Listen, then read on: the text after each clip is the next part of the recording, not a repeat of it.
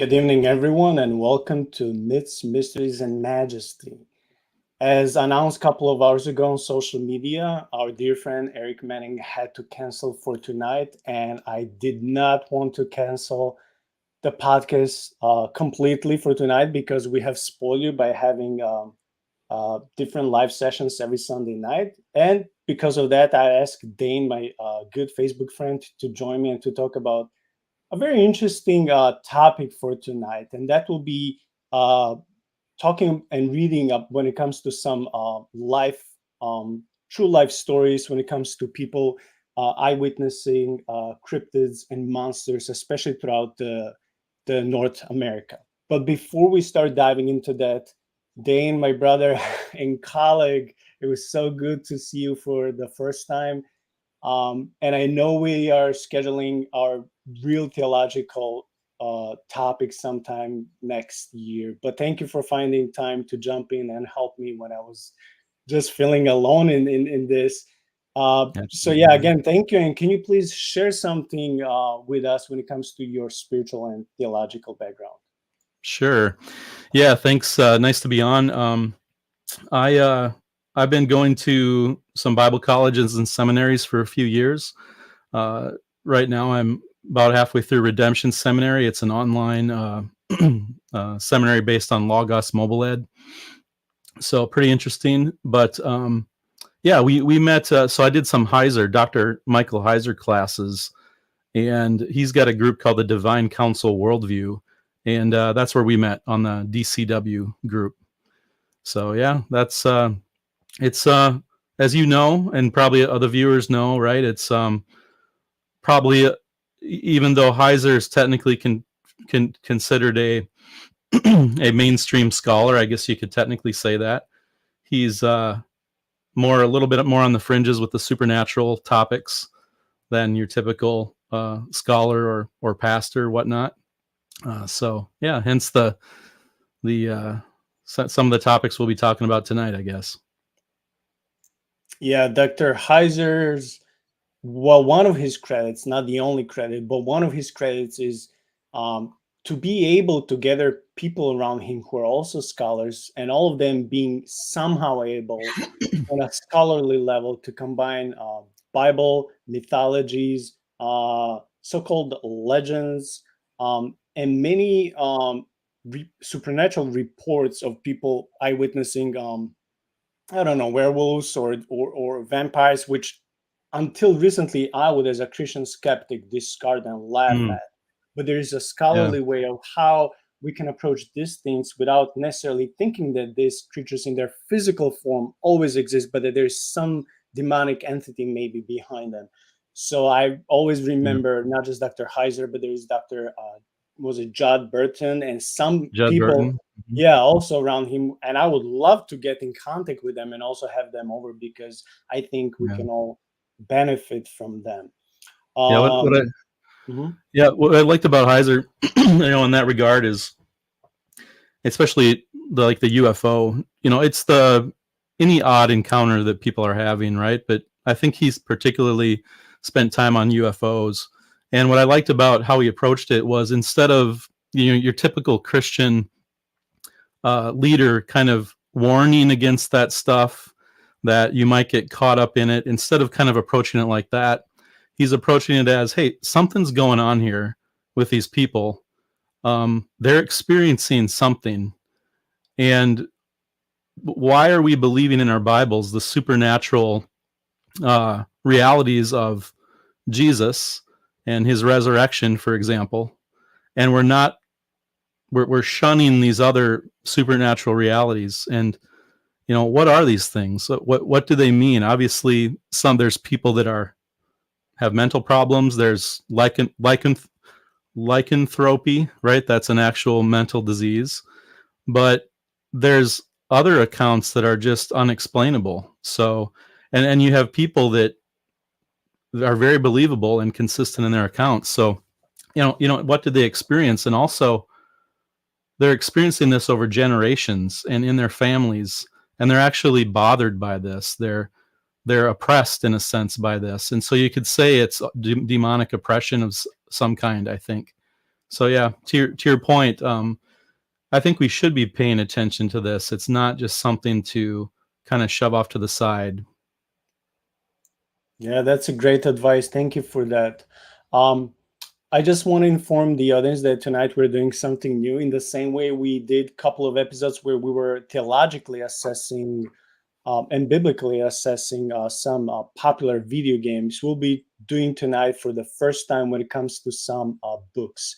I have heard about this author called Linda S. Godfrey. Her books are all supposed true eyewitness accounts when it comes to monsters and cryptids. I got some of her titles, they look very interesting. The first one I want to read, and I'll be posting Amazon links later in the description of this video, so you guys can go and support the author, buy her books, and in that way show appreciation. And we do appreciate her because we'll be using a lot of her material, maybe not even just for tonight. So this is just the beginning.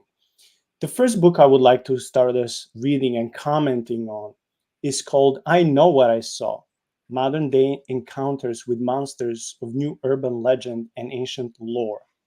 The book came out 3.5 years ago, and the chapter which, naturally, if you guys know me, the chapter that drew the most attention to me is chapter 5, called Haunts of the Werewolf. So I have imagined that tonight's episode will be, like I said, different. We'll be reading some of the author's chapters from different books. This is the first one, and we'll be giving some comments, right? So it will be a very unorthodox episode, like any so far, but I expect it to be very relaxing, very fun, maybe even fun in some instances. We are allowed to disagree. We don't have to believe everything we read. I'm, even as a Christian, I'm still partially a skeptic, but I believe that we can still have some fun and enjoy, maybe even learn from what we'll be reading, right? And I will go first. Chapter 5 in her book, I Know What I Saw, is called Haunts of the Werewolf. When it comes to legends, few creatures can beat the part man, part wolf entity, best known in present day Western society as the werewolf, for its sheer longevity of mythic status and the degree of fascination humans feel for it. I have often said I don't believe in actual Hollywood style werewolves, but I believe that universal curiosity about possible Lycans is for the reason Elkhorn's Beast of Bray Road catapulted into the national spotlight so quickly and firmly. And by the way, readers may notice that many of the chapters in this book are a bit canine heavy and Wisconsin loaded. This is fun. When I think of Wisconsin, I don't just think of the show the 70s, but I also think about that um, they have throughout the summer every year this fantasy show. I forgot the full name of that. It's not a show, it's like a fest. And Mm. you can go there for a few months throughout the summer. I went once. I saw some beautiful swords. I saw people in wonderful costumes. They Oh, had like a swords. Renaissance festival. Because correct, Yeah. it's a Renaissance festival in Bristol, Wisconsin. As Okay. far as my memory goes, for I think that's the name and the place. I saw Yeah. so many plays. I saw uh, knights riding horses fighting against each other. It was so much fun. So now by reading Yeah. Wisconsin, I'm thinking about that festival. Yeah. Yeah. We have Uh, one like that in our town, and my kids have went to it several years, but we just went to it for the first time this year, and it was had just rained, so the streets were kind of muddy, and it was just like, I don't. Do you know that scene in Lord of the Rings where they get to the city of Bree, and there's actually Peter Jackson has a cameo where he's like walking drunk and he's biting off a carrot, and it's like raining, and the hobbits are walking through the streets of Bree, and there's like all these big normal sized people, and it's really threatening and crazy. Like that's pretty much what it was like at the Ren Fest. It was awesome. But cool. Yeah, anyways, I also enjoyed Wisconsin. that. Yeah, I wanted to go this year again, but friends that I was supposed to go couldn't. They canceled, and I don't want to go by myself, so I didn't go. But I hope next year I'll go again. yeah. I don't mean to Uh, sidetrack too completely, but if we get back, I have a story, a kind of a freaky story about a trip we made to Wisconsin one time. So Okay. if you want to get into it, or we can do it later. Yeah, we can do when we're done with the chapter. Yeah. But Okay. don't forget. Yeah, I want All to right. hear it. Yep. Yes. Yep. First and foremost is the truth that, for better or worse, I've been associated with the unknown canines for so long that I receive more firsthand reports about them than I do of other things. And I find the original accounts the most compelling. Again, even though we can be skeptical, there's no reason to think that the author is lying or any of the people she interviewed. I have more stories about Wisconsin than other places for much the same reason. I've lived here all my life. I have many years of association to draw upon.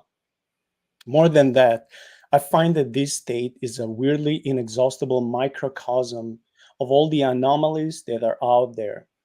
I've Mm-hmm. bloomed where I was planted and found it rich soil. Wow, this is so I know this is I can't quote this in the Bible exactly the verse, but it's so biblical. I've bloomed where I was planted and found Mm-hmm. it rich soil. Ooh, so good. But Yeah. weird things are everywhere. That's true. And I'm constantly acted precisely where. So now we're starting with the first story. Where to find a werewolf. People frequently want to know where they can go see or search for werewolves, dogmen, or upright canines, as I prefer to call them. And that is a tough question to answer. I believe, based on sightings, that they aren't as numerous as Bigfoot, nor are they normally associated with environmental clues like branch structures as are Bigfoot. So their hangouts are tougher to recognize. They rove large territories, I believe, which makes them unlikely to be in the same spot for any great length of time. Yeah, this sounds logical, especially if Yeah. they're predators like bears. Mm. There are cases of bears coming into the human territory, into civilization, and they put them to sleep. They flew them away with a helicopter, put them on a jeep, drove them away like several hundred miles. After that, Yeah. the same bear comes back, and they're like, yeah. So this reminds me, like, it makes sense. Yeah, Yeah, it does. yeah. Just in case these creatures might be more than simple legends, I also like to remind people to use extreme caution and to remember that many eyewitnesses are so shaken by their sighting experiences that they wish they had not seen one.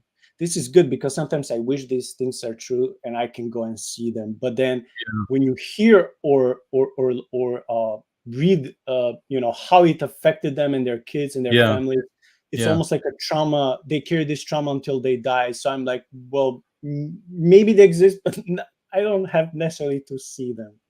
Well, and just as Christians, that's something that we should not ignore or disbelieve them. I mean, at very least, believe that they believe, you know, and that they're trauma, if they're traumatized, that's part of what they need people to do for them, is to validate back to them that someone else doesn't think that they're lying, and Mhm. and maybe pray for them, and maybe try to expand their mind a little bit, because they may not get the idea of like demonic and the fact that Jesus is a solution for that. Certainly not from popular TV shows and things like that. I don't know if you ever noticed this, but on any ghost like hunting show or any kind of cryptid show, I've never seen, very rarely, I should say, have I seen anything happening where Jesus Christ is brought into the picture. And you know, you see a lots of other religious sort of remedies, but it's rare, I think, that you find what I would call a born again Christian family experiencing like demonic stuff. I think that's probably rare. But we were I think I sent you this show the other day. It was the latest kind of werewolf documentary by the Seth Breedlove Small Town Monsters group. Mhm. And Ward, is it Heine? Yeah, You Heaney, interviewed I him. believe Heaney. Yeah. Yeah, Ward Henny, he was on there, and it just struck me. It's pretty awesome. Like one of the scenes towards the end, they were out sort of hunting, investigating these areas. It was dark out, and he said a prayer, and it was the coolest prayer. It was basically a lot like how you kicked it off tonight with your prayer. And they said they didn't experience anything, but they enjoyed nature and the stars and being out in the woods and fellowship with each other. And I just thought that was pretty beautiful, and kind of speaks to, maybe how we should be approaching this issue with people who've had experiences like this. Is that these things happen. God is a big God, and he created a big world. We shouldn't just poo poo it and shove things under the rug. We should minister to these people. And it can be something that's beautiful. It doesn't have to be something. Can be something that's healing. It doesn't have to be something that they're traumatized with their entire lives. They can understand this in light of Jesus, and kind of the principalities and powers. Some of the divine council stuff feeds into this, as far as understanding what they're encountering and what happened to them. Mm, yeah, good. Thank you. That was good. Um, Bearing this in mind, so people desiring that they never witness one of the, um, one of those creepy creatures. Bearing these in mind, one approach is to simply check out places the creatures are known to have been, if there is public access. And remember that most sightings seem purely random and are statistically more likely to occur when people are not looking for upright canines. But there may be another factor that could increase the odds of such an encounter, and that factor is habitat, especially graveyards, deserted buildings.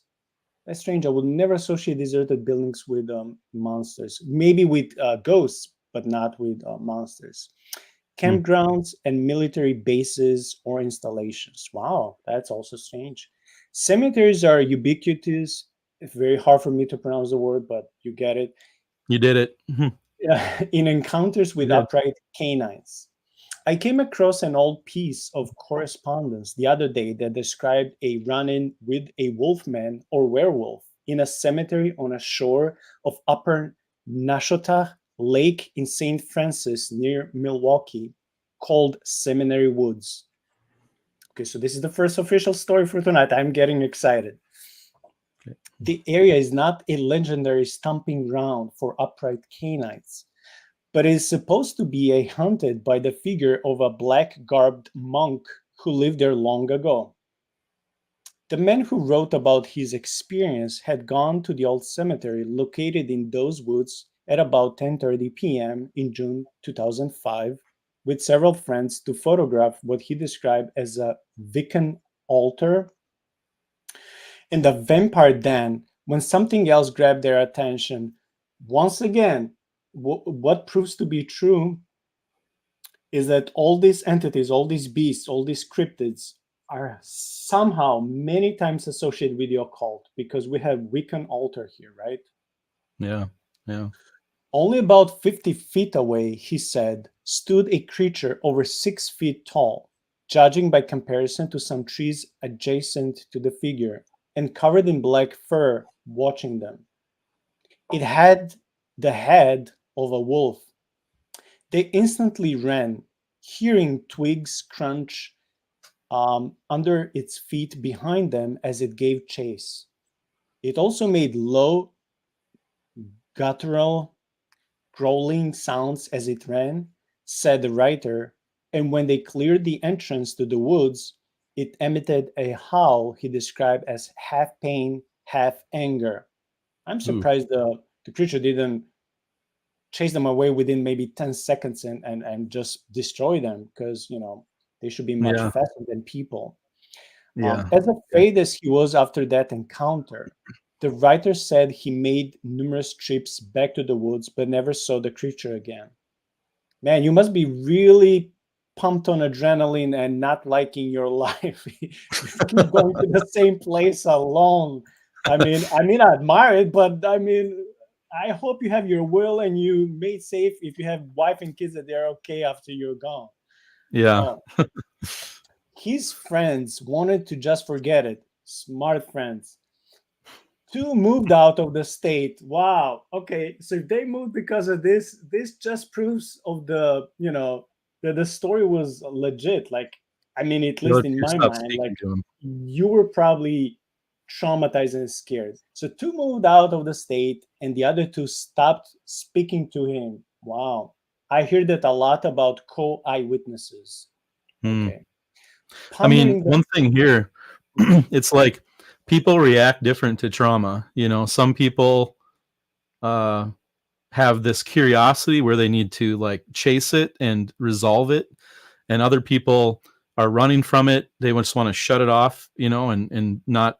They're kind of in denial. So that tells me also that that's real because that's kind of a trauma response there to what Mm. happened. Yeah, and I see you have a werewolf head behind you. So were you back in the days one of those werewolf hunters? Is that your trophy behind you? No, I wish it was. That's actually a poop head emoji stuffed inside of a werewolf Halloween mask, and That's awesome. I just keep it in my office because I don't know. I figured it was good to put over there to set the mood tonight. Cool. I appreciate. Yeah. Pondering the fact that this place was known for being haunted by a human-like figure, but turned out to be the site of an unknown canine encounter, I realized that there were many other times and places when people were looking for some particular spooky thing but found dogmen or other unknown canines instead. For instance, I think of the Michigan Dogman sighting made by college student John Lyons and two friends near a cabin on a gravel road outside Reed City, Michigan in June 2005. Okay, this is the same time. The cabin, once a one-room school, Okay, I'm having logical disability almost now. One room school. How is that working? Okay. Was known for a look. I guess it was a super small school, and no other way I Yeah, can portray it. I can help you understand. So in the in the 1800s into the probably even into the 1940s and 50s, these small towns would have one building and it would function sometimes as a church and as a schoolhouse, and as sometimes like a community gathering. So a lot of those are still around. In some township, uh, you know, communities will have their like township meetings in these old churches and buildings that were one room schoolhouses and stuff. So yeah, that's what that is, I think. So it must be very old because you probably don't have many students, so that's why they didn't have a need for Yeah, more rooms. I'm assuming. yeah, because Okay. back in the day they only educated kids up until the eighth grade, up until I Mhm. think the 30s or 40s. And so once you passed eighth grade, then you were working at the farm or whatever with your parents, and you weren't in school. So it was, yeah, small schoolhouses. Okay, thank you. So this Yep. cabin or former school was known for a local legend of ghost children crying or laughing in the night. The cabin's owner told me he had heard these sounds himself. The spectral children seemed to have left, however, and the trio instead found themselves stalked and pursued by a gray, 7 foot tall canine on one occasion and a slightly smaller black furred dogman on another. Hmm. Wow, that's That weird. was the same place I stalked out in 2006 in the wee hours of a hot, foggy night with a cameraman from the History Channel Monster Quest show and Lyons and his friends. And I actually saw the gray furry spine of something. And it's funny how she puts something as italic. She doesn't know. I like that, Hmm. honesty is honesty. Be honest. What you know, just say it. What you don't know, be honest. Say, I don't know. Yeah. The Right. Yeah. unknown upright future, the unknown upright figure partially revealed itself at the edge of a spotlight as it blotted out a 7 foot tall reflected road sign while crossing the grade road, not more than 30 to 40 feet from where we all stood. Man, I'll be running it back in that school or in the car and just just That'd disappear be in freaky. the air. As often happens in these situations, the videographer had his camera turned the other direction. Oh my god, that's like in some stupid horror movies when they run and they fall, or there's this black um, cat that somehow spooks them, and they run into something that they fall and the creature catches them. It's always one of these cliches, right? Yeah, that's true. This was my only personal sighting of what could have been a dogman, though I had far better luck with Bigfoot. Okay, maybe we'll see that later. But the original legend of crying children initially brought young people to the desolate location. The hauntings dogman connection also comes to mind when I think of the 2007 sightings by four other young people in Oak Creek, Wisconsin, part of the greater Milwaukee area on East Fitzsimmons. Fitzsimmons Road. Yeah, okay. Yeah. This dead end road leading to a bluff over Lake Michigan has a long tradition as a haunted lover's lane. Okay. The 14s were hoping to see a ghost, but instead, an upright canine jumped out of a cornfield at them and chased them back to the nearest streetlight. Hey, Dane, do you think this does mean that werewolves like popcorn and stuff? Maybe they just like one of those grilled corns? Because I do. Maybe we have something in common with these werewolves. Yeah, maybe we need to lure them with a little air popped and buttered popcorn. Yeah, I know. I was there to investigate the site within days and found large canine tracks in a muddy part of the field just off a tractor lane. The wolf creature hauntings connection is also borne out on Elkhorn, Wisconsin's Bray Road, which has several old houses said to have been haunted before the Bray Road beast's first known appearances in the 1890s and 1990s. I've been a guest in one of the homes and listened to tales of creaky stairs and glimpses of ghosts. Their main association to the upright wolf-like creatures, however, seems to be that they share a road where strange things seem to happen. Dane, can you please continue reading the second subchapter? Sure. The Graveyard Shifty in New Hampshire is the title of this one. Many people walk gingerly through cemeteries. That's natural, considering what lies below. But we humans are not the only beings that tread dark places lightly. Spirits are also said to waft softly over headstones. And this next encounter involves something that was not human, not dead, and perhaps not even canine.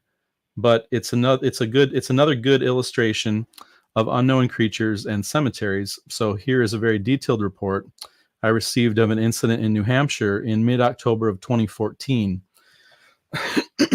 The man, who wished to remain anonymous, wrote that he had come home one chilly Tuesday night that fall at about 12:30 a.m. and saw that what he had first thought was a deer, very reminiscent of some accounts we've seen earlier in this book. Evidently, there's been some deer stories. But anyways, he realized it was not a deer as it walked on its hind legs. He said it was tremendously thin and was taking poodle-like baby steps at a high rate of speed. That sounds kind of funny. I did not see any tail, but I knew it was definitely not a Bigfoot. I could not believe it, but at no time did I feel threatened. I was not afraid, just surprised. I kept staring at it. I couldn't figure out what I was looking at. It did not seem to pay any attention to me at all. He said he was not able to see its arms, but it had a triangular head with small eyes and a short face, and struck him as both cat-like and wolf-like all at once. Its fur was quite short. It seemed to have walked across a commons area that was about 60 feet away, standing just inside the tree line of some woods. It appeared to have come from the direction of a nearby colonial-era graveyard. Behind the cemetery were some historic buildings and an embankment that led down to a river called the Mountain Stream. It continued to head south silently, but at a fast pace, and was soon lost from sight. He added that there were houses nearby and speculated that the creature may have taken shelter in a shed next to an old church. He said, "Now I believe those stories people said about the hostile werewolf types, and I believe there are different types of these dogmen.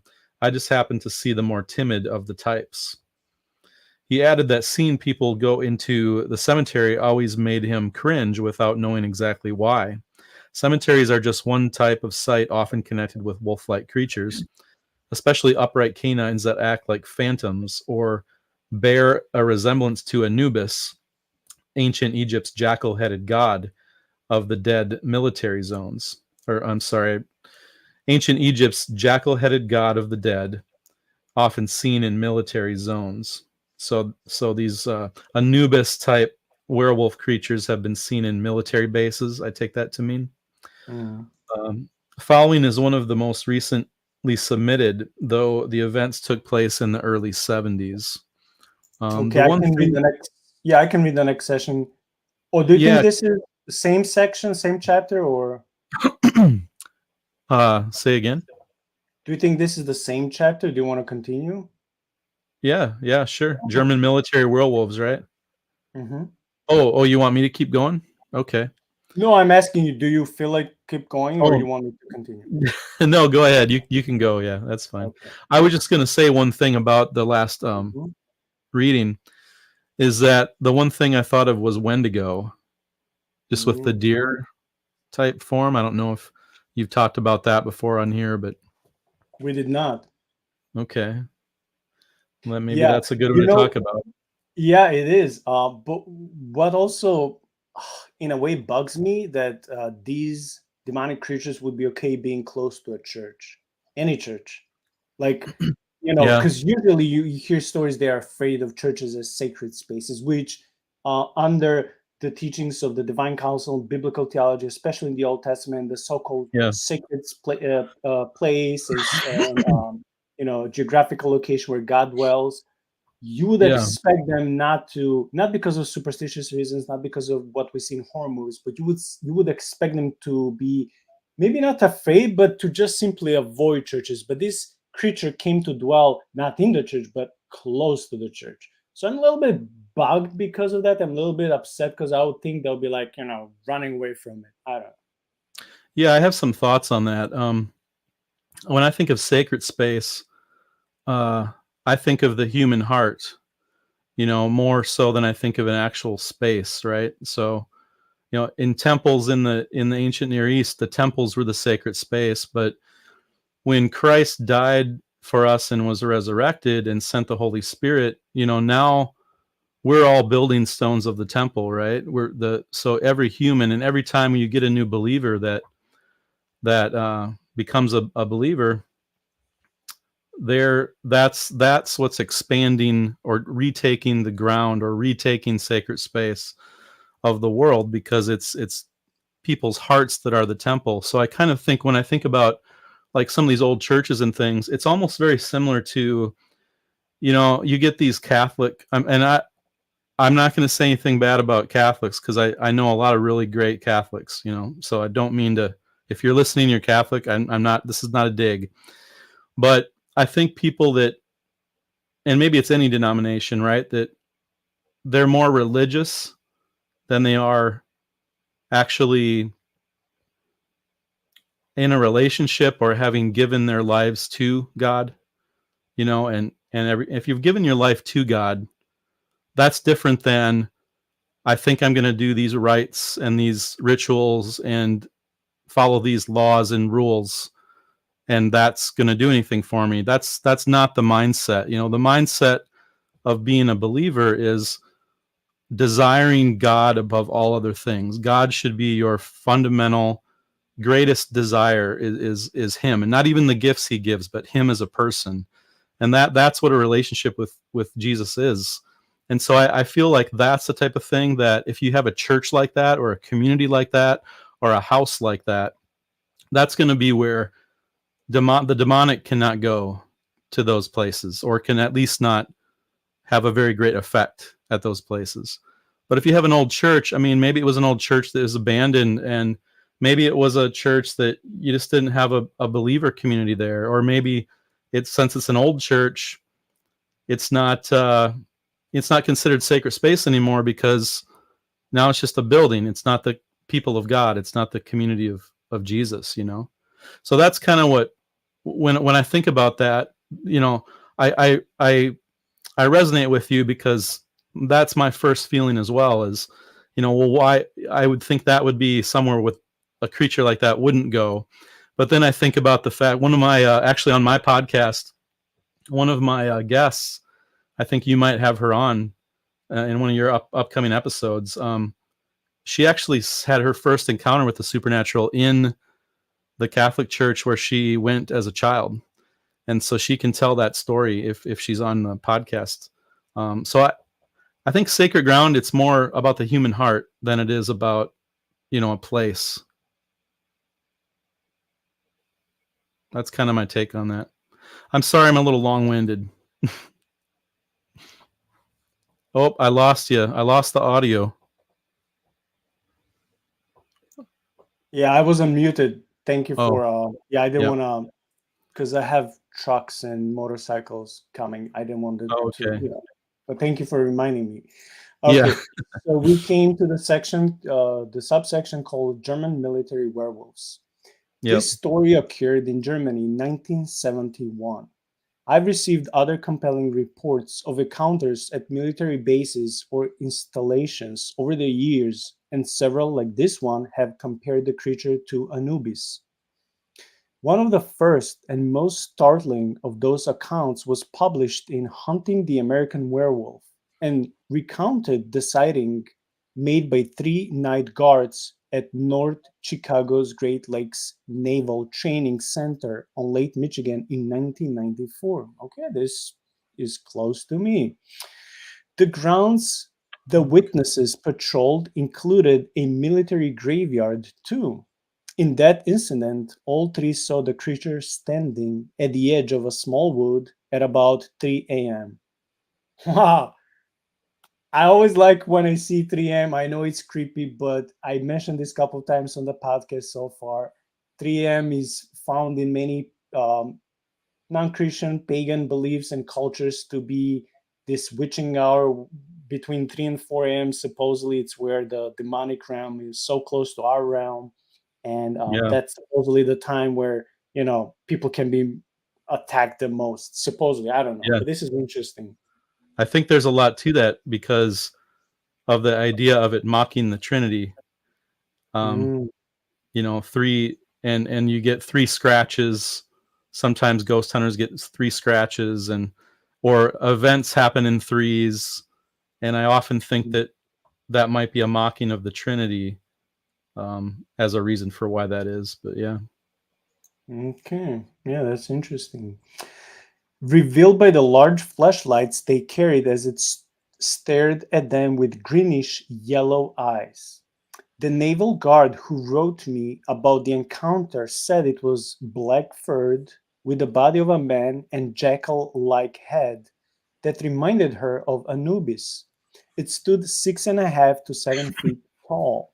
One of the witnesses was Navajo, and he immediately began to repeat, Skinwalker, Skinwalker, referring to the conjured creature discussed earlier that is usually associated with the American Southwest and with the Navajo.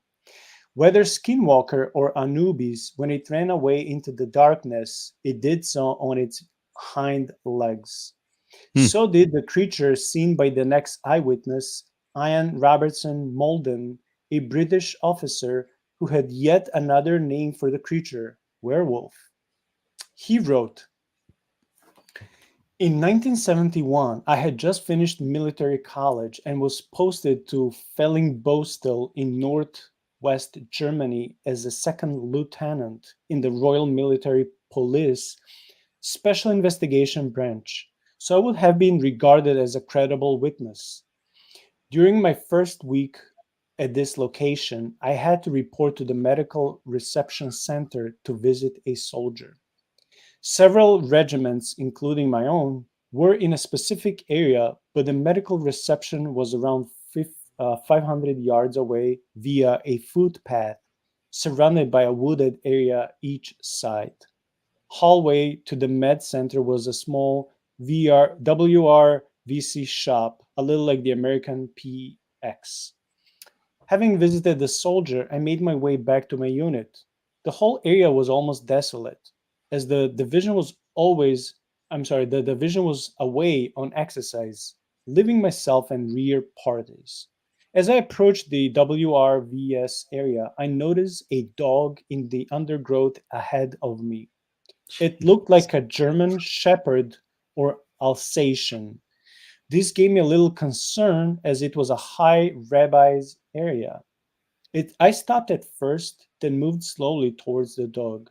There was no way of avoiding it as it was a mere 10 feet from the path and there was no other way past. I stopped approximately 40 feet from the animal to assess the danger. I was confused about its appearance as the dog had the long snout of a German Shepherd but incredibly long or tall ears. It looked more like the dogs seen in Egyptian hieroglyphics or Anubis. I think its snout and ears were much longer than I have seen on a dog. I think its weight is significant as it was very slender. Standing, it had more of a dog's width of a body, but it certainly was designed to stand and walk as it was very steady on its feet. Realizing there was no other route, I gingerly started to walk slowly down to the path, keeping it under observation. As I got to around 20 to 30 feet away from it, it stood up on its hind legs. It was around 7 to 8 feet in height. I had no chance to observe further as it started to walk towards me. Oh my gosh. I Hmm. would I would die like I know, just right? from the shock. Whew. Initially, I thought it was some sort of a very thin bear. Thin bear looking like this. Maybe Germans have Mm, special type of bears that look like this, but no. As its uh, body was dog-like, but there are no indigenous bears in that area of Germany. As I mentioned, it resembled ancient depictions of Anubis, but with a dog's body and not humans. Its color was dark brown. From what I could see, a pretty persistent color too. Had it been a dog, it would have had a lighter underside, which it didn't. It sat directly watching me and then stood in complete silence. It made no animal noises of any kind. I don't know what's creepier, if the animal, the beast, was silent or if it had been, roaring and howling. I don't know. yeah, I I think that's pretty creepy. Yeah, I know. But you know what I noticed so far in all these few stories? No creature so far, because we'll be reading more. No creature so far attacked humans. It's almost like I'm Mm, observing you. You're on my territory. It's your time to leave. It's almost like that. So it's like I'm mhm. glad that so far there are no human casualties. It's kind of like a guardian spirit kind of vibe versus an actual real, you know, creature that could actually harm you, but Yeah, it reminds me of territorial gods who have their territory. So Mm, are also these demonic principalities that are underneath these gods. And mhm, you also see animals behaving in the same way. Like, but also as humans, like if someone or something tries to come in your home, like you want to protect your wife and kids. So mhm. in a similar way, I can tell that the animal is almost like I'm observing you, I won't attack you yet, but you should pick up the clues, the signs. That's how I Right, yeah. I think that makes sense. yeah.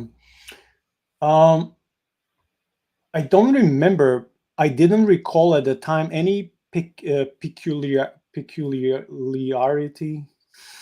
Sorry, with its eyes, just appeared to be dark like a bear's eyes. I certainly didn't get close enough to smell it. LOL.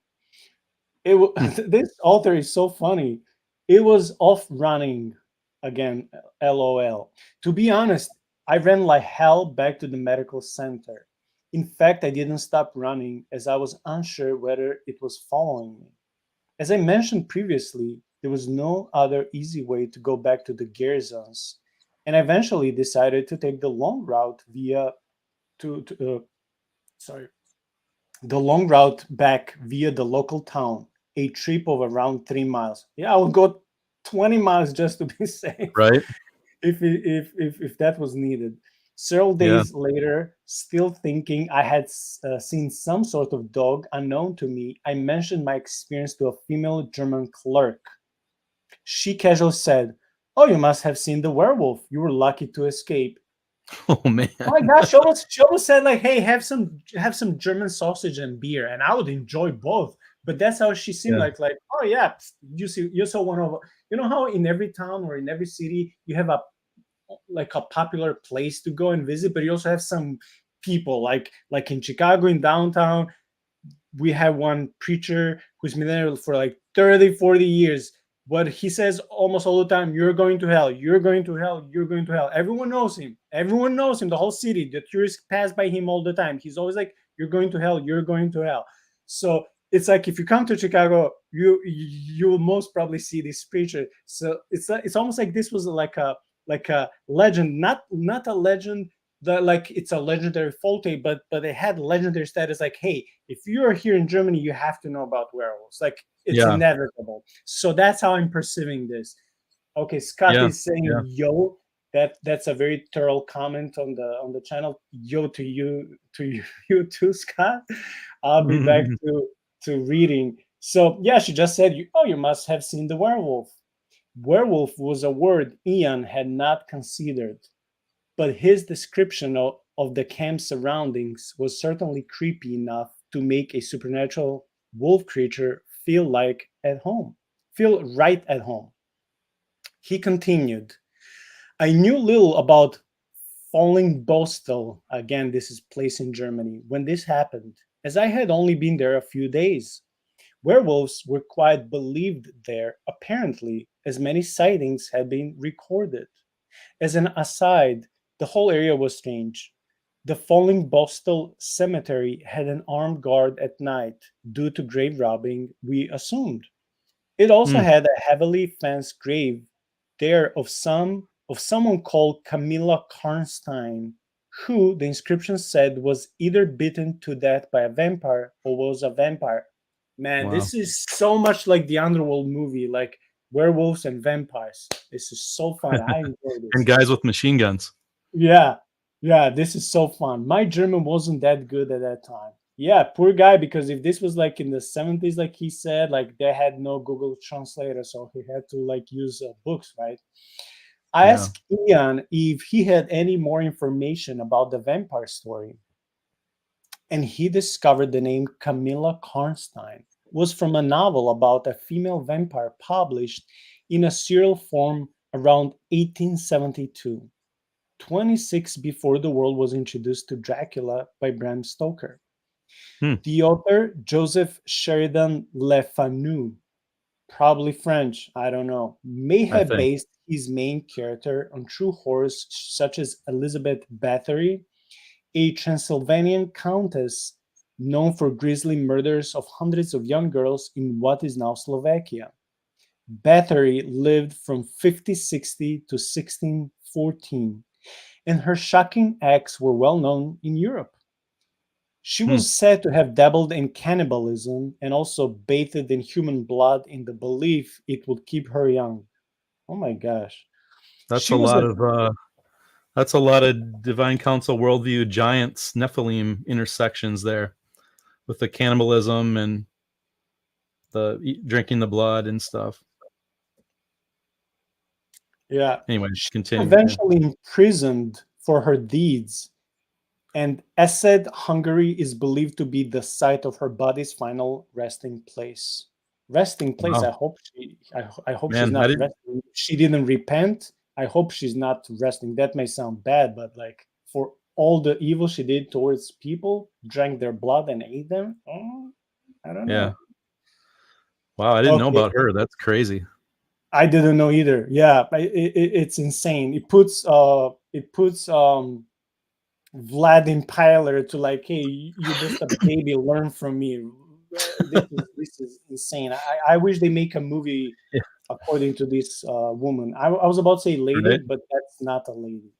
Mm-mm. No. Okay, I have problem reading this, but I'll try because it's super long word in German. Actually, two words. Bad Fallingbostel. Bad translates to bath or spa in German. Was once ringed by forest that did contain wolves, and the last known wolf in that region was believed killed in 1872 and is now memorialized with a large rock known as the Wolfstein, or literally Wolf Stone. That Hmm. was not that did not mean wolves would never come back to the area. However, wolves have been seen in the former area of that forest as recently as 2012, 40 years after Ian's sighting. Dane, can you please continue? Yeah.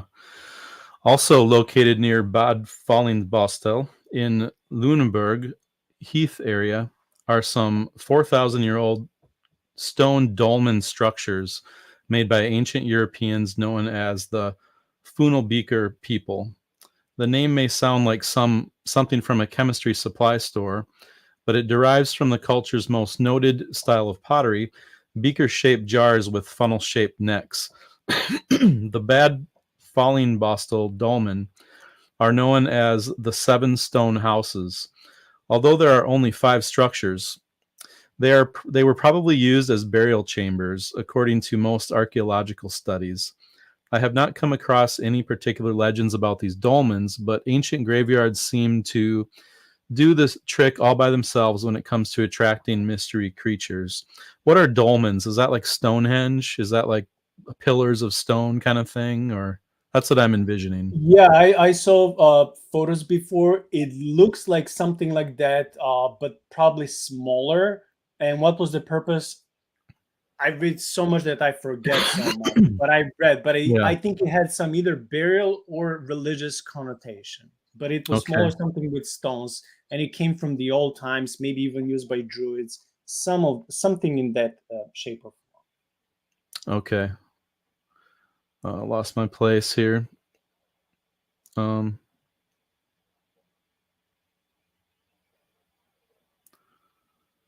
they probably use burial chambers.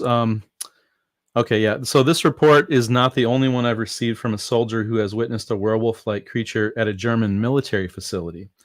In Monsters Among Us, I told the full. So that's a movie she's referencing, I think. I told the full tale of a 1987 sighting at That's actually Hohen. another of her not or her book. She has many books. Oh, it's a book. Okay. Mhm. A 1987 sighting at Hohenfels training area, a U.S. military garrison based near Wolfseg. Wolfseg is about 500 miles from Bad Fallingbostel. An eyewitness in the case was sleeping in his vehicle and awoke to see a 6 to 7 foot tall creature with glowing red eyes peeping into his vehicle's window. That's nice. It left large canine footprints in the nearby mud. A third, entirely separate German military base encounter with an upright canid occurred at the Hahn Air Force Base or Air Base near the village of Wenigereth in 1988. Just a year after the Hohenfels incident, it's known as the Moorbach werewolf. The Profound History website posted an account from a retired U.S. Air Force Staff Sergeant on January 5th, 2018, in which the sergeant noted that the local legend about the alleged creature was well known but generally dismissed by American servicemen stationed there. One night, said the sergeant, a routine patrol came across some strangely mutilated deer carcasses. The discovery was followed by startling, deep, loud howls from an unseen animal. An armed patrol called in saying they were in pursuit of a large, dark canine that was headed for the base command center. The sergeant, hunting with his own patrol unit, saw the huge creature clear a 9-foot fence and then stand upright against a tree as it turned to coolly check out its pursuers before rushing off into the trees. In summary, we have just noted 3 different military bases in Cold War era Germany, separated by 100 to 500 miles, each with its own sightings of large, upright, wolf like creatures from very credible sources. These are military people. This leads me to wonder how many other bases involve similar sightings and whether reports referenced only upright canines or anomalous phenomena as well. I can say that there was at least one such instance of the latter and possible phenomenon involving UFOs, a known obsession of Adolf Hitler's. Take this odd tidbit for what it's worth, a weirdly synchronistic little find that came to light in early 2018 after I inherited a cache of family letters and photos. So yeah, 2018 is pretty recent. Yeah, what I want to say that besides military people witnessing all these things, that brings the credibility of the story, but also, I mean, you don't have to buy this book, but it's a great title, Oh Pitiless yeah. Monsters. I mean, you can watch documentaries, you can read books. Again, stay away from conspiracies. Get some real scholarly historical, sightings and sources. I mean, it is well known that German soldiers and the government in the World War II, maybe even World War One, was dabbling deep into the occult. Hmm. Now, I'm not saying that these wolf-like creatures in Germany had to be a product or byproduct of some occultic experiments that the Germans did in World War II. But if we know that they did something, and all these wolf-like creatures were suddenly, showing around in Germany within the radius of 500 miles, there could be a connection. Maybe I cannot make that statement as, I know 100%. I'm just Hmm. saying maybe. You know, you Yeah. don't know. Yeah. I mean, just the connection to the occult you have, you know, prior to the Christian era, all the paganism where a lot of this stuff is kind of rooted in, right? And then it kind of went away to a point. Um, I don't know. Maybe I don't know the history real well, but maybe around the Industrial Revolution kind of time frame. And so I just find it kind of interesting that anywhere that you have occult activity, you have stuff like this happening. And to your point about the military experiments and things, and just kind of like some of the MK Ultra stuff where they had people actually trying to test their psychic abilities and attempting to do remote viewing for espionage purposes and things like that. I think all of that can open up. Um, I don't want to say portals, but just something in some way sort of open up activity in those areas. Yeah, it's not impossible. It's plausible. Dane, I I think will it is. skip the next sub chapter because it talks about UFOs. So I will go to the very next one, which is called Michigan Dogman and Massacre Burial Grounds. So just like a few pages down. I see it. Yep. Okay, so I'll just start with that one. So again, Michigan Dogman. Okay. Eyewitness. This is eyewitness saying, it was like it rode the treetops. Ooh, this is already giving me so much imagination like in my head. Oh, Mm, and I'm well known among my friends, but I don't always tell them that. I tend to space out a lot and imagine different things when I'm in church, at work, or in a restaurant. Doesn't matter. If something comes to my mind from what I'm listening or thinking about, I space out and I visualize it and I think about it. And now this gives me that the same moment. Like now I'm thinking, I'm there with that creature on the top of the trees. yeah. Um, this report actually contains three encounters that occurred in 2016. Okay, I like because this is in modern times. In Hmm. rural western Michigan, close to Lake Michigan's eastern shore and adjacent to what has become known as the main stomping ground of the Michigan Dogman, the Manistee National Forest. The first of the three encounters begs an unusual question I haven't previously considered. Could a dogman travel from treetop to treetop in a snowy wood? Hmm, that's an interesting question. Hard as it may be to imagine any canine at home in forest canopies, it seemed to the eyewitness that this may have been the case. Unusual circumstances seem to rule this set of encounters. Local historians say the forests around the site are filled with hidden Native American burials. The remains of hundreds of men, women, and children were hastily interred here in 1642 after a large invading force of a branch of Iroquois massacred the resident Potawatomi, another tribe, I guess. Mhm. The the White Lake Historical Society's locally published history booklet states Indian graves have been unearthed and undoubtedly many hidden remains of the unfortunate Potawatomi massacre still remain. Many artifacts of the Indians' culture of the is this Montague. Montague area have been found in this past century, the 1800s. Hmm. Do you want to start with creature one? Yeah, sure. Yeah. Yeah, the Indian burial grounds again, that always keeps popping up. So creature one, as for the eyewitnesses, I'll refer to him by a pseudonym. We'll call him Brad. And Brad wrote, I've seen this creature that resembles a werewolf on the family farm here in rural southwest Michigan. I'll start by explaining the property layout. The farm sits on 30 acres of woods, creek, and marshlands.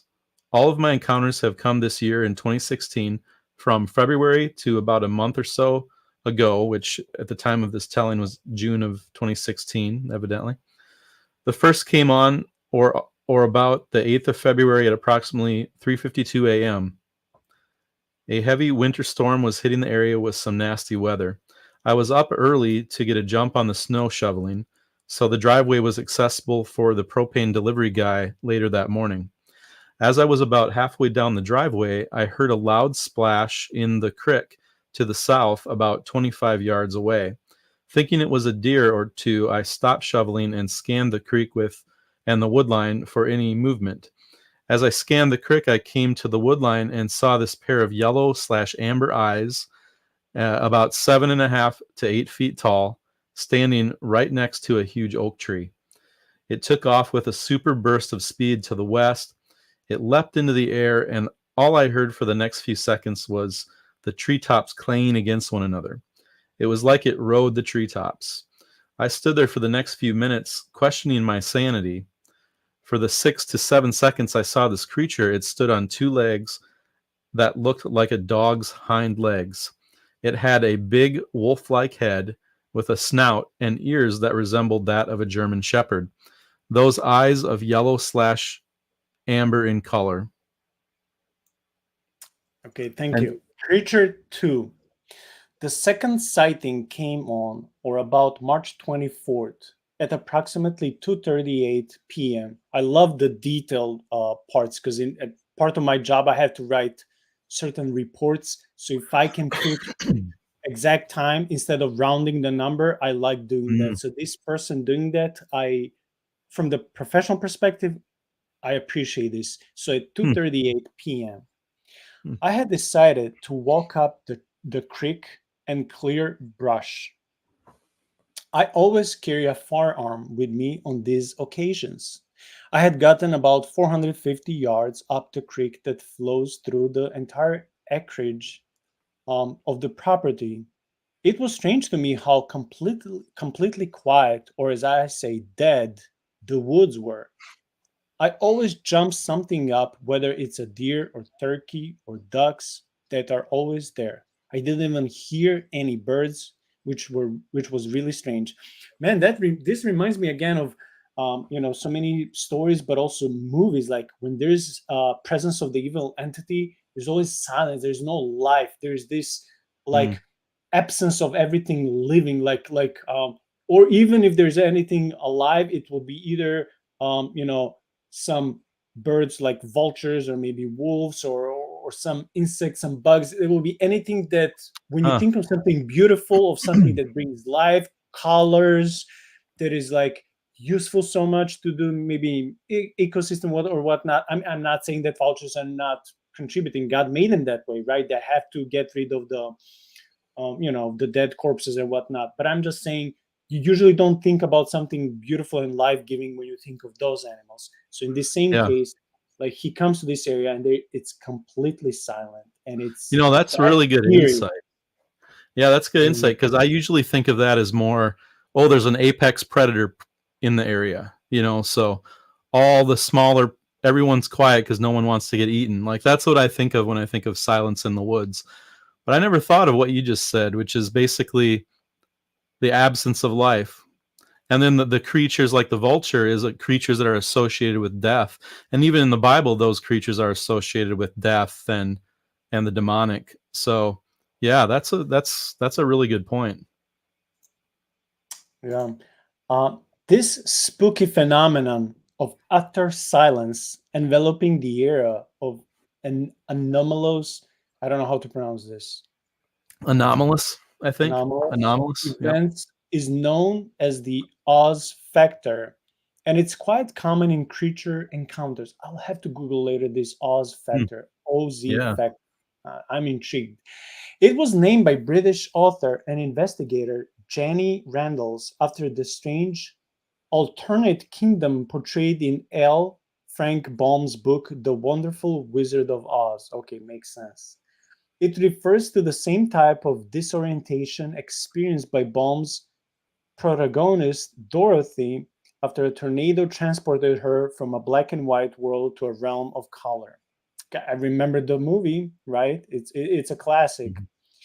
Mhm. It was a brilliant way for the movie to portray Dorothy's transition from the known to the unknown, and works equally well to describe the Oz factor.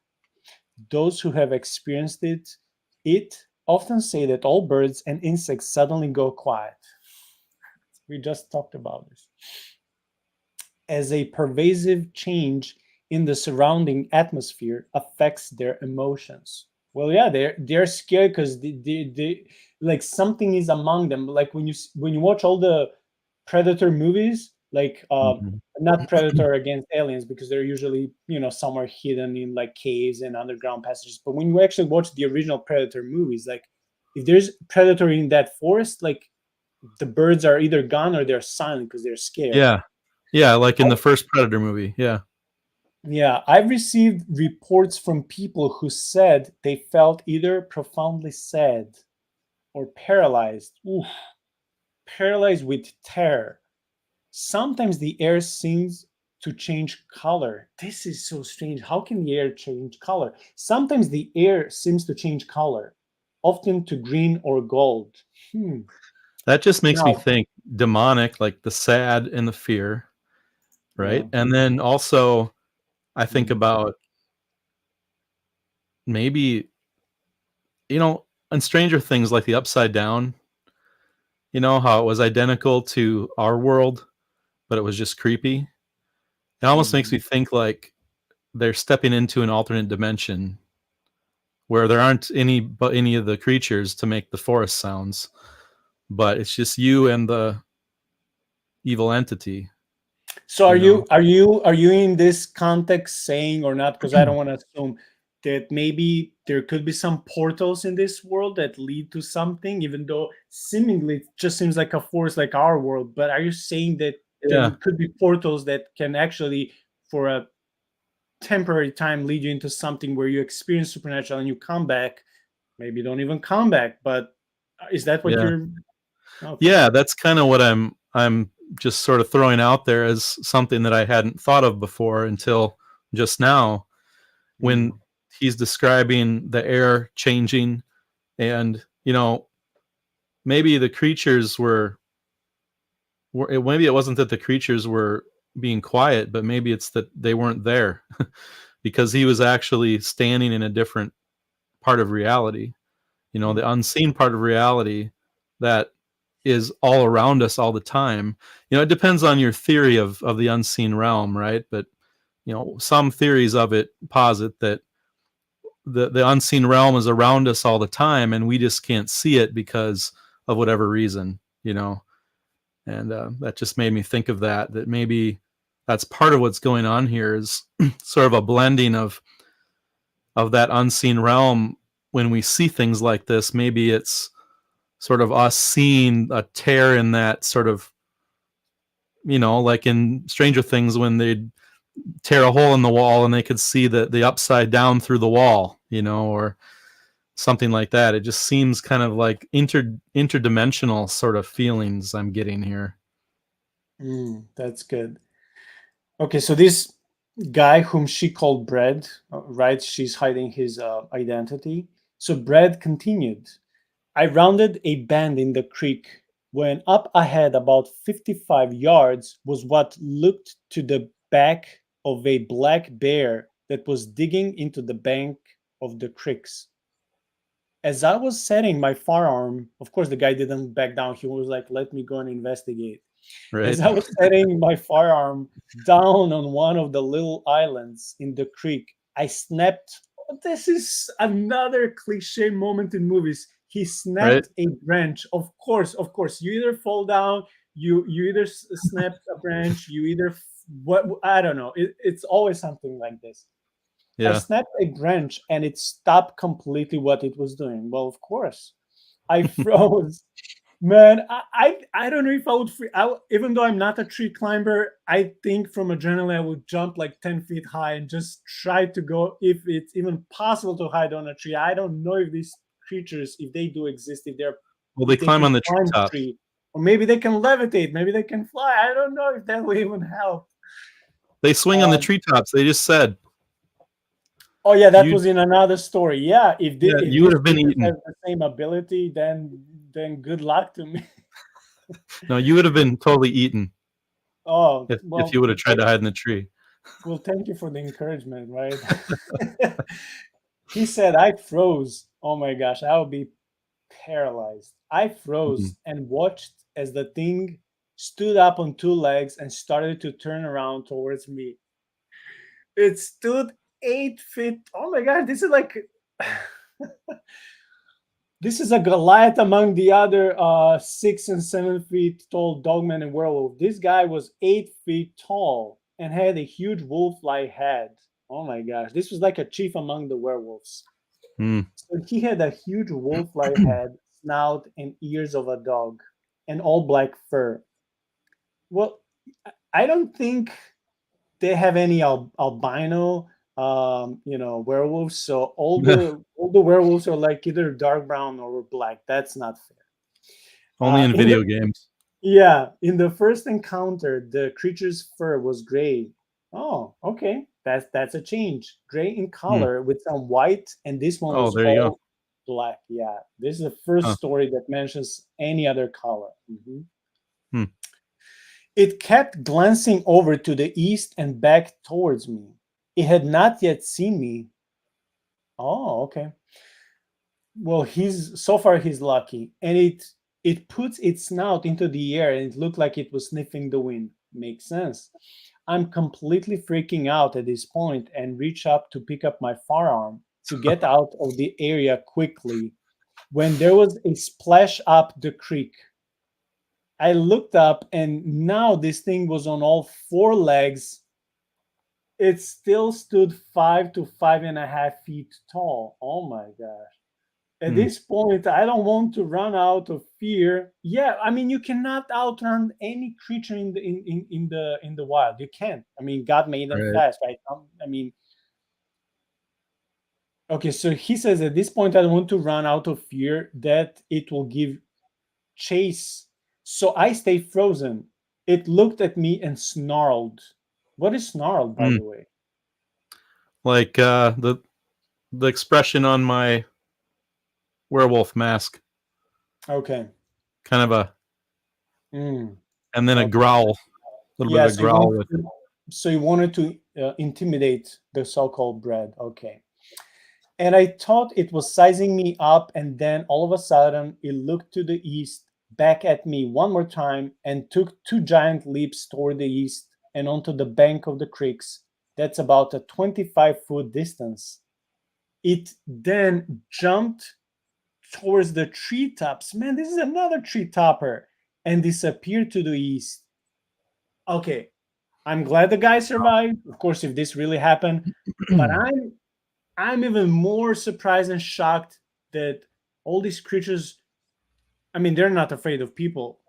But like, how come they're not attacking people? How come they don't have to eat them? Maybe they don't like human flesh. But I'm surprised they're not attacking and killing people for coming to their territory. They'll just run and go away. So I'm a little bit surprised. You kind of hear those stories about a lot of people disappearing, and especially in Mhm. wooded areas, especially like in the Pacific Northwest and things. That makes you National think park.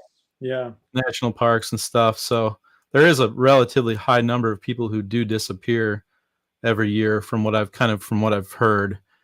So that does kind of make you wonder if some of that does happen, and Mhm. obviously no one knows about that. Yeah, that's pretty crazy. That's Yeah. pretty scary right there. Okay, so then it says it then jumped towards the treetops and disappeared to the east. I stood there in total disbelief. I got home and my mind just kept racing. Man, I would have moved out, I would have left because if this thing can smell me and it can, I don't know if it would come back, vengeful while I'm sleeping or whatnot. Because I don't know, I don't know. I would just leave. I don't care about my job or where I live. I would Yeah. move out with those two guys in the previous story.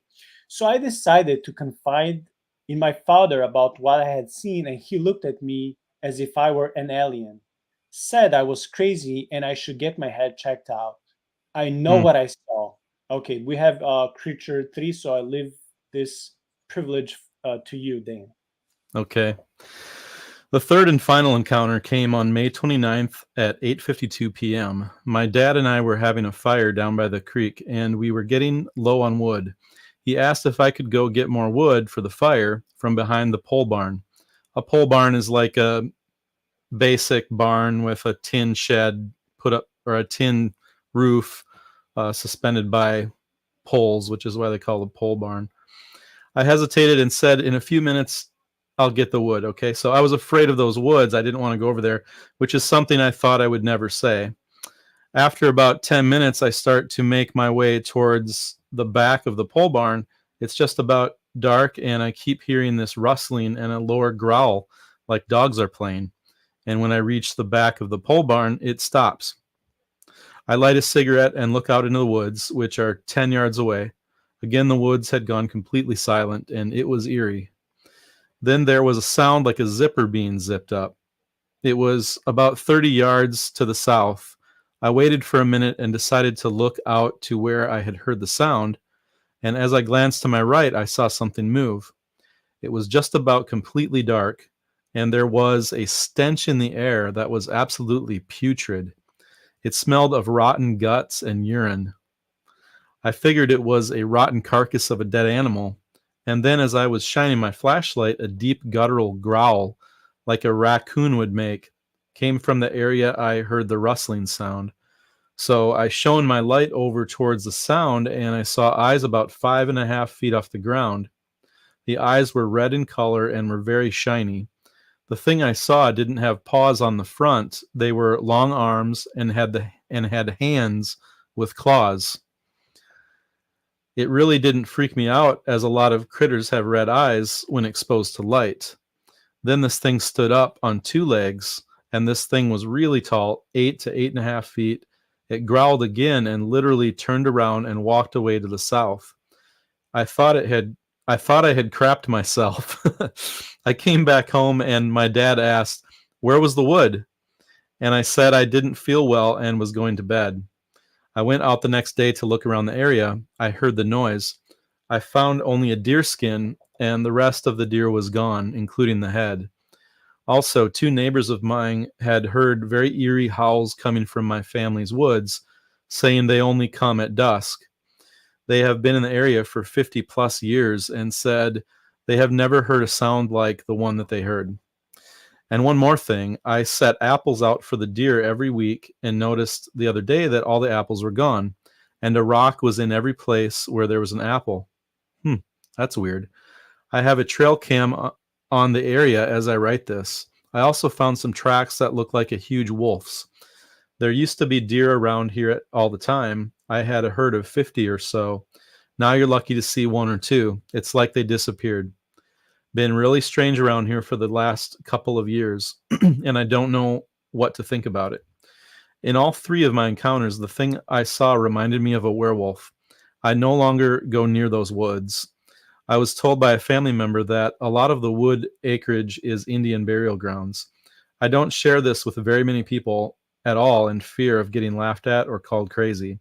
Thank you for contacting me back, and I hope I have enough detail on my encounters. Yeah, wow, that's great detail. I'd say that Brad did well in furnishing details, and he was quite certain that the creatures we saw were canines. Two aspects: the fact that one of the creatures seemed to be moving through the treetops, and also the exchanging of rocks for apples, are suggestive of Bigfoot action and behavior. But who am I to say that a wolf-like creature couldn't do the same, especially considered that its paws were more like hands with long claws? I was impressed that the legend-like existence of local Native American burials Brad had mentioned turned out to have factual basis, with the tragic historic massacre of the area's Potawatomi and its core. That's the massacre of the Indian tribe in the area. Some researchers believe that large-scale traumatic events imprint themselves not only on the psyches of survivors, but on something in the landscape itself, resulting in tales of haunted places and ghostly animals. I think of the battlefields of Gettysburg, for instance, and the numerous sightings of ghostly soldiers and other apparitions reported there after Civil War. The Civil War took thousands of lives at that scene.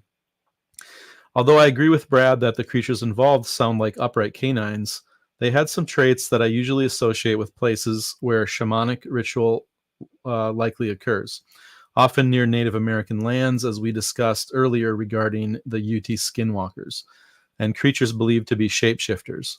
In these cases, the eye shine is usually red instead of the canine's standard yellow or yellow-green.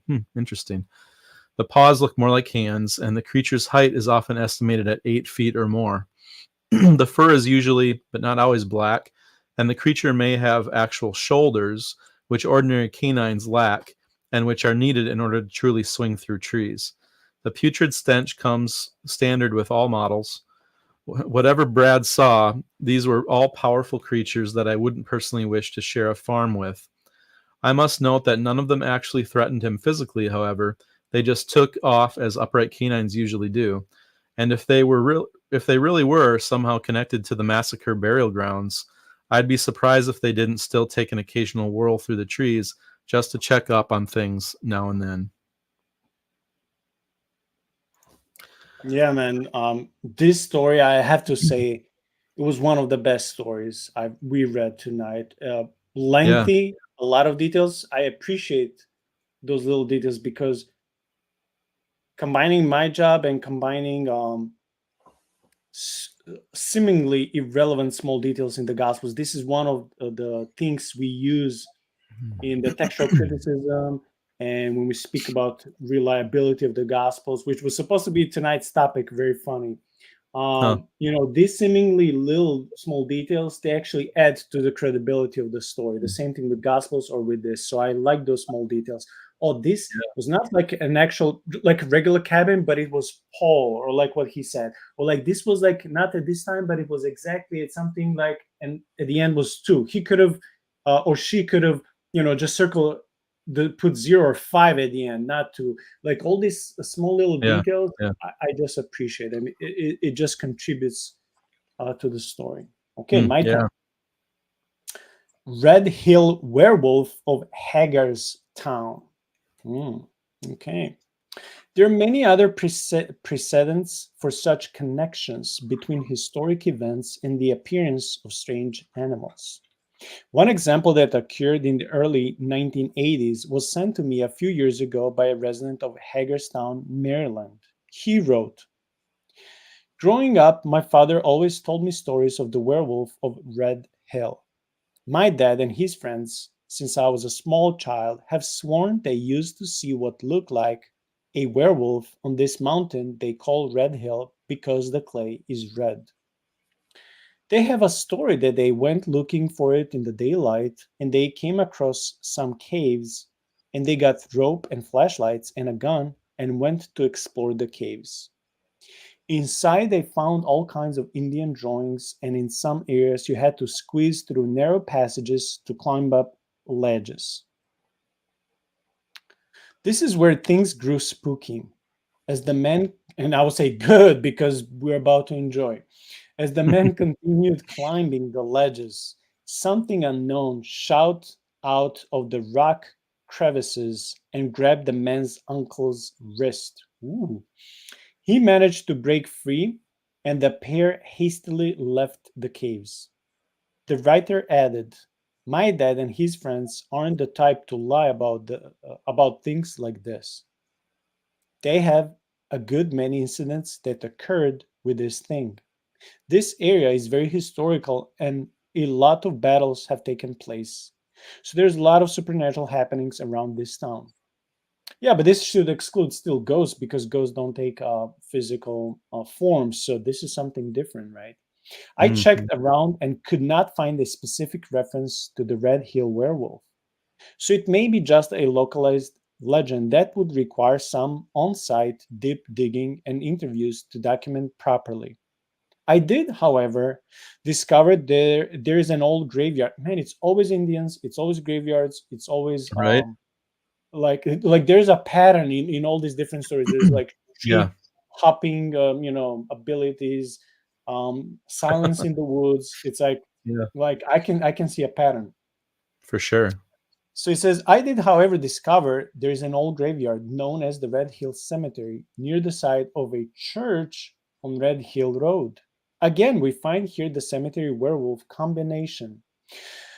That's interesting. Although it must be admitted that country cemeteries are not rare, and older ones that are not maintained make fine hiding places for all types of wildlife. Okay, pause. Dane, why do you think that cemeteries will be connected with werewolves if werewolves exist? Cemeteries are just, I mean, not even corpses. Unless there's a fresh corpse, it's usually just skeletons, or maybe not Mhm. even that. So it will be ashes. So werewolves, if they would exist, or dogman, they will not digging and eating these bones or ashes, whatnot. So there must Yeah, be something other. So let's say it's not cannibalism. Let's say they're not looking for food.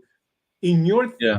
just in your logic, in your thinking, what would be that any of anything that is evil, any entity that will be drawn to cemetery? I mean, yes, we know that cemeteries represent death, but still, what is it about this place that werewolves or dogmen would be attracted to? Like, why?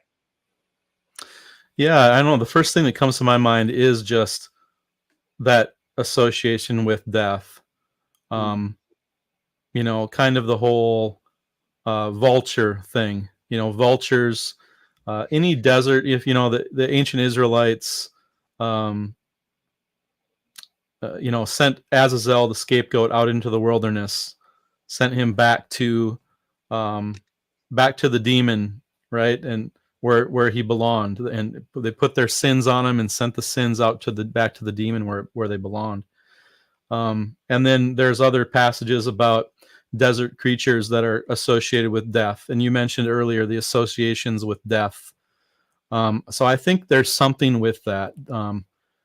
An association with death versus an association with life. You mentioned the creatures and the teeming forest and the beauty, versus the destruction and the silence and the fear, all associated with death. So I think there's something there.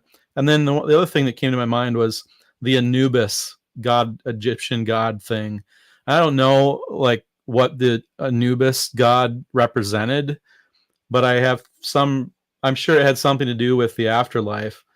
So I want to say that something about guarding, something about guiding the dead after their die to the underworld. And a cemetery in Wisconsin or wherever is going to have people who were probably Lutherans. Not like, this isn't ancient Egypt, so that's why that doesn't really make sense to me in some ways. But yet, uh, you can see some of the clues there and the parallels there too. What do you think? Honestly, I don't know. That's why I ask you. And the next thing that bugs me even more is, if this werewolf is supposedly the same werewolf that his dad saw and now his son is seeing, or witnessing, and this Hmm. was 50 years ago. I Hmm. have so many questions. If it's the same werewolf, how come he didn't age or die? Yeah. Could it be something that is occultic or magical about this being, that is, again, not just a furry creature, which, like all the animals, would age and eventually lose energy, strength, and get sickly and die? So this is Hmm. still very active, very alive, very, very strong being. So let's say it's the same werewolf. Like, how long does it live? Can it reproduce? With whom, if it's only one werewolf? Um, Hmm. in the case of giants, they say that they were usually males. Like, are there female dogmen and female werewolves? Um, There are some stories in here of female dogmen I noticed. okay, see, Yeah. I don't know much about this. So I have questions like, if it's this is the same werewolf, how come he lives so long and it's still so strong? And like, just like is there must be something occultic, something forbidden, something evil, something impure, something magical that keeps it alive all these years, all these decades, Yeah. and it's still so much energetic and alive, and it's like it won't stop, like unless you kill it, like it will continue existing. So it Yeah. just makes me think it's a symbiosis. It's like it's a both like a spiritual entity and physical entity, or spiritual entity that chooses to manifest in Hmm. flesh, just the same thing like the angels were doing Hmm. throughout the Bible, or so, or even like the fallen ones in Genesis 6, and after that. So it seems like, you know, they, all these spiritual beings have the ability to manifest in flesh when they want to. Yeah. Which I was have what we would more. call Yeah. preternatural. Yeah. Preternatural beings versus supernatural beings. A couple things came to my mind while you were talking. One is the whole idea that demons, uh, the reason demons seek to possess people is because they were once alive, right? So if you go by the view that demons are the spirits of the dead Nephilim, or the Nephilim, for anyone who hasn't heard this, are the offspring of the angels who rebelled in First Enoch and in Genesis 6. They descended off Mount Hermon, and they saw beautiful women, human women, and they took them, and they had babies, and the babies were giants, and they call them Nephilim. So the Nephilim died, and their spirits remained on the earth, and because they're a fusion of angel and flesh, they desire to have a body, and that's why they seek to possess humans. Well, a cemetery, what's a cemetery full of? Bodies. So that's one thing that kind of, I don't know if there's a correlation there or not, but that popped into my head. Um, and then I forgot my other point. Maybe I'll think of it. But yeah, no, there's definitely patterns. It's just like nothing quite, you can't quite connect all the dots, but there's definitely patterns. Mm. Okay, I'll continue my story because it's almost over. The connection in Okay. the Maryland legends between historic battles, hidden Native American rock art, old cemeteries, and the Red Hill werewolf makes me wonder again about the true nature of the wolf like creatures Brad saw in Michigan. In both cases, the creatures appear to be flesh, fur, and blood animals, but many Native American sources believe certain animals may have a dual nature. This is so There you funny. go. We just talked about this, and I didn't even read this part before. Wow. Yeah. Okay. The concept of You're a spirit prophet. guardians. Oh, this is what you said about Anubis. The concept of spirit guardians keeping watch over burials is common in Native American beliefs and goes beyond the idea of an avenging spirit animal. Hmm. So, if some of these wolf like creatures had or have dual nature, and if some of these have tasked to be guardian uh, entities, maybe, just maybe, that's why they're not so aggressive towards people, but just Hmm. give them the look, warn them, and left. Hmm. And maybe other type of wolf-like creatures are more aggressive. Maybe they Hmm. have different um, jobs, positions, duties. In this structure, it makes sense because the Satan in his kingdom has a structure, humans have a structure, God has structure. So Hmm. I Hmm. think we're getting little by little more details, and I mean, I think this is very cool. Okay. I think that's, yeah, there's definitely something to the structure comments you're making. Yeah. Mm. Um, okay, and it goes beyond the avenging spirit animal, right? The Native American belief, as was the case with the witchy wolf discussed earlier. Other beliefs include spirit entities that can travel between worlds to appear completely solid and physical. Again, this is like angels and fallen angels in the Old Testament. Mm, yeah. Completely spectral or something in between. These would be different from the shapeshifters. See, they do have, I mean, if this is true, who knows? But they do Yeah. have different kinds of these entities. Mm, So this would be different from the shapeshifters said to use ritual magic to go from human to animal as described above. If true, and of course there is no way to prove the ability to hop between worlds with our present science, it would provide another explanation as to how the creature seemed to be traveling through the trees and also the non canine appearance of the long arms and hands. Man, imagine, I know I'm getting crazy with my ideas, but imagine if um, we humans would be able to capture one of these beings and somehow to communicate with it and capture it, and if scientists would be able to access its mind and communicate, and if it whatever it is would yield and reveal secrets, how much we would gain knowledge, but also what of that will be also secret knowledge that God would not want us to have. I'm just thinking, yeah. like, I know it's a lot of sci-fi and fantasy, and I'm okay with it because I love both theology and sci-fi. But how much would it be like, wow, like we learned this and this and this from investigating this being? I'm just, Well, it's, I mean, yeah, I don't think it's not a new idea, right? I mean, that's exactly what the Jewish people believed about the Watchers and the giants, that they taught them. There's a list of things they taught them in First Enoch, right? Metallurgy and magic and how to make up and makeup, yeah. beauty and other Mm. things. So, yeah, I think it's actually plausible if you take that view. If and like for myself, I don't know if I accept that as historical truth or if I view it as more accommodation, God's accommodation to ancient Jewish beliefs. But I'm open to it as being plausible as well.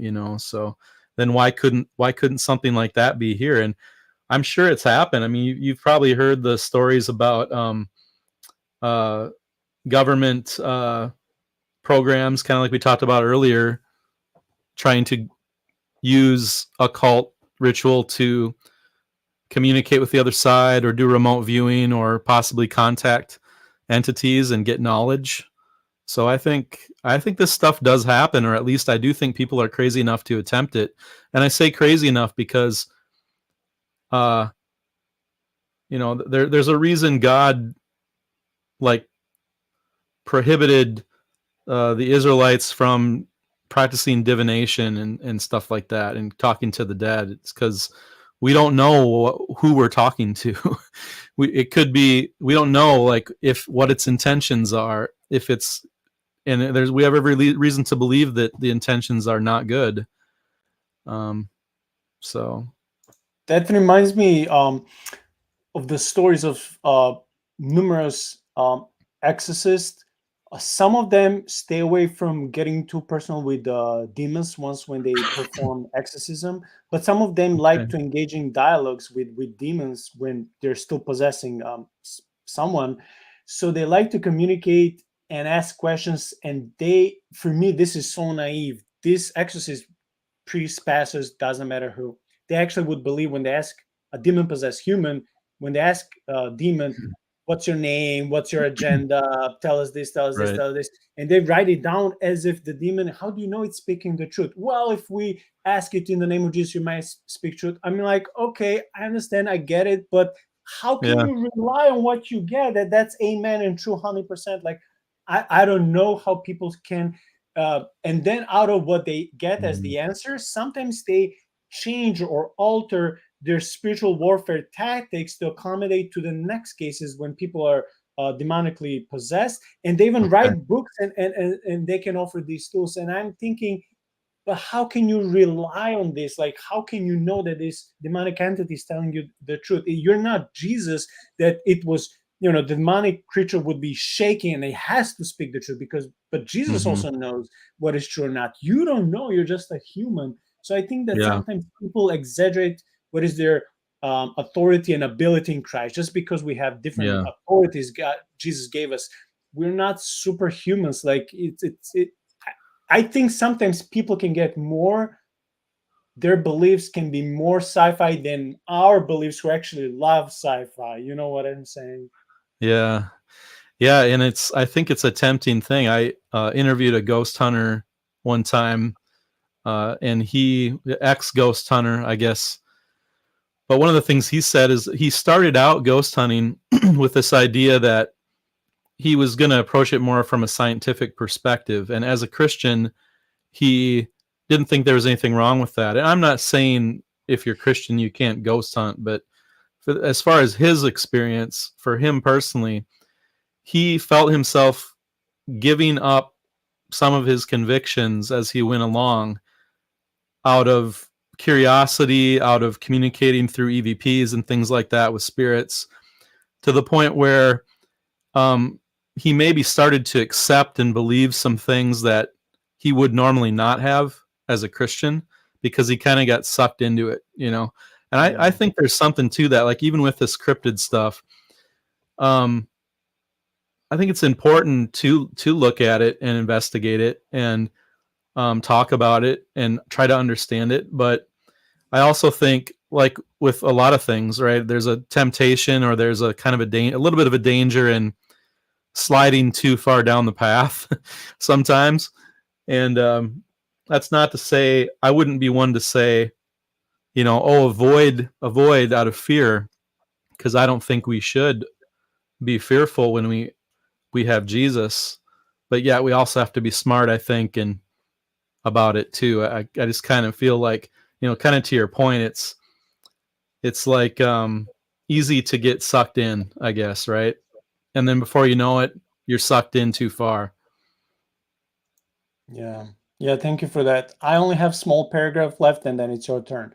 The alternative to the shapeshifter and realm hopper models is the possibility that a physical breeding group of bipedal canines live in the western edge of the Manistee National Forest.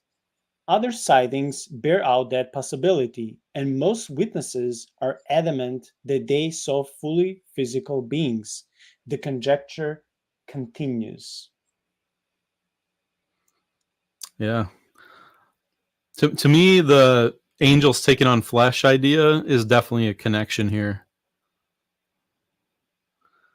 Okay, you want me to go with the next one here? Yeah, yeah, please. All right. Tennessee twofer.